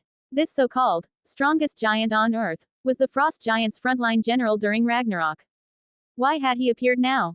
Thalos realized. The epic's original timeline had already been completely altered by his presence. In the old tales, by the time Hrungnir appeared, the Frost Giants had already established a kingdom, signing treaties with the Aesir after building the Great Walls around Asgard. In this life, things were very different. A giant kingdom. Since remaking the world, Thalos had eradicated every rebellious giant without mercy. Any giant that resisted was either killed or bent the knee. Thus, when Hrungnir awoke from the ice, he found no nation, no allies, his confidence crippled. Seeing him looking torn between fight and flight, Thalos had an idea. I am Thalos Borson, king of the Aesir. Bathed in glorious light, Thalos slowly descended, his overwhelming aura tinged with a subtle killing intent, locking eyes with Hrungnir. Hrungnir, I admire your valor. Here's the deal. If you can withstand a single pure power strike from me, you are free to go. Build your kingdom, seek independence, whatever you wish. But if you fail. Hrungnir looked up at the small figure hovering in the sky, his heart pounding with unease. If he couldn't withstand it, he would have to surrender, or die. Just dying like this was too bitter to accept. Odin and the other Aesir were scum, yes, but their mead was truly divine. But his pride in his own strength would not allow him to show weakness. He shouted, I cannot lose. Oh, is that so? Thalos descended to the ground. Without enlarging himself, he reached toward a nearby 40-meter-tall tree. Crack! A tree as thick as 5 men linking arms was ripped from the ground, stripped bare of its branches by an invisible force until it was just a smooth trunk. Remaining at his modest 6-meter height, Thalos wielded this massive trunk and swung it directly at Hrungnir's head. You're looking down on me, Hrungnir roared, swinging his mighty flintstone club to counter the blow. If Thalos had used one of his floating divine swords, Hrungnir might have hesitated. But seeing a mundane tree trunk, he believed his half-divine flint club would easily crush it. The shocking scene unfolded. Of course, the tree trunk wasn't a divine weapon. Upon impact, the club smashed through the crude wood. But as the two weapons clashed and entered a momentary stalemate, an immense, boundless force erupted from Thalos. Check out my Patreon for plus 200 additional chapters in all my fanfics. Only $5 per novel or $15 for all. www.patreon.com/mutter closing square bracket. Plus 50 power stones equals plus 1 extra chapter. Plus 5 reviews equals plus 1 extra chapter. 0 comments 0 vote. Chapter 85 The strongest giant on earth is mine. Hrungnir's first sensation was that it felt like a small hill was pressing against his arms. He thought he could handle it. He even had the leisure to mock Thalos. Ha ha ha. Is this the mighty strength of the Aesir god king? What a joke. Oh, is that so? Then I'll start using some strength. Hrungnir's laughter immediately froze. As Thalos ramped up the pressure, it no longer felt like a hill, it was as if a mountain range had collapsed onto him. Hrungnir had to summon every ounce of strength he possessed just to resist. Giant, do you yield? I do not. The pressure transmitted through the Flintstone Club now made every muscle and bone in Hrungnir's body creak and groan audibly. It no longer felt like just 3 mountains pressing down. Even so, even when pushed to this limit, when Thalos asked again if he yielded, Hrungnir still roared defiantly, I do not yield. Anyone with a discerning eye could see that Hrungnir was already at the end of his rope. Shall I add a little more then? Thalos' calm voice was like 1,000 whips, slashing Hrungnir's pride. The scene was utterly absurd. A 6-meter-tall Thalos suppressing a giant over 30 meters tall until he couldn't move. It was as ridiculous as a monkey pinning down an elephant with a bamboo stick. Yet the more one watched, the more it stirred the heart. At this moment, the entire crowd erupted into frantic cheers for their king. His Majesty is amazing. Our king is invincible. Crush him. Shut that rude mouth of his. Normally, Hrungnir would have smashed these jeering fools with fists the size of wagons. But he was genuinely at his limit. The force pressing down on him felt less like mountains and more like the entire world of Jotunheim. Even though Thalos was clearly holding back, only increasing the pressure 10 tons at a time, Hrungnir still felt an overwhelming sense of helplessness. The ground shook violently, the floor tiles beneath Hrungnir's feet were pulverized into powder. His legs sank deep into the earth. Even the nearby replica Golden Palace groaned and shook, its icy eaves crashing down in shards. It felt like the fortress and palace could collapse at any moment under the terrifying pressure of their contest. The terrifying force rippled outward in every direction. Even Odin's mortal retainers were so awed they fell to their knees, loudly chanting praises of the Aesir god king. Odin's face darkened terribly. Could you idiots stop fighting in my house? Meanwhile, Hrungnir looked at Thalos' smiling face and felt despair. The pressure was increasing by the second, and his body could collapse at any moment. How could he possibly continue fighting? Without waiting for Thalos to ask a third time, Hrungnir, already forced to one knee, broke down and shouted, I yield. I yield. The crushing pressure instantly vanished. The sudden release of force sent Hrungnir sprawling forward in a clumsy fall. He landed on all fours, looking exactly like he was bowing to Thalos. Ooh, the crowd erupted. Well, even if he hadn't meant to kneel, he had knelt. Realizing he had no other choice, Hrungnir decided to let it all go. He bowed his massive head, pressing his forehead against the cold ground. Hrungnir yields. I pledge my life to His Majesty Thalos. With those words, the entire place erupted in uproar. He yielded. This wild, untamable giant actually submitted. His Majesty is too powerful. The crowd's thunderous cheers shook the heavens. Ha ha ha. Yield, yield. As expected, there's no barbarian our king can't conquer. Long live the God King. All the clamor made Hrungnir uncomfortable, but the situation left him no choice. At this moment, Thalos walked up to the giant. Raise your head. Hrungnir obeyed but dared not rise. Hrungnir, you have nothing to be ashamed of. I, too, carry the blood of giants within me. We share common ancestors. In the end, you merely lost to another giant. You need not feel disgrace. Congratulations, today you have become part of the great legend of the Aesir. Thalos didn't have to say any of this. His giant bloodline was real. While pure-blooded Aesir might not celebrate it, for the giants, it was a source of comfort and pride. After all, the God King was one of their own. Hrungnir's eyes filled with tears. I will fight to the death for His Majesty. There was no doubt. From resigned submission to offering heartfelt loyalty, this was a massive leap in mindset. Watching Thalos subdue the vanguard he had dreamed of recruiting, Odin's mouth twisted sourly. He opened his mouth, but no words came out. What could he say? He and his sons had failed utterly against this brute. He had even screamed for help. He could hardly expect Big Brother to leave him anything now. Forcing a cheerful expression, Odin came forward and congratulated. Congratulations, Big Brother, on gaining another mighty general. Thalos gave him a bland, polite smile. It is a blessing for all of Asgard, a powerful ally in facing Ragnarok. The message was clear. Odin, as long as you're still with us, this is good for everyone. If you step out of line, this general won't be yours. Odin nodded, smiling stiffly. Indeed, we are brothers, after all. What's mine is yours. Thalos lifted his eyelids slightly. There may be more frost giants awakening from the glaciers. You, my foolish brother, must stay vigilant. I'll send more giants to assist you. Thank you, Big Brother. Odin replied with words of gratitude, but inwardly he seethed with envy. I want warriors like Hrungnir. Not those useless, ordinary giants. After so many years of fighting, everyone knew. What determined a giant's true strength wasn't just size and muscle, it was agility and intelligence. Those dumb, slow frost giants were fit only for cannon fodder. The real threats were often the giantesses, clever, beautiful, and vastly more powerful. Take Skadi, for example. She was already leading a pack of frost wolves, wolves transformed from Fenrir's descendants through the Order tablets, now loyal beasts under her command.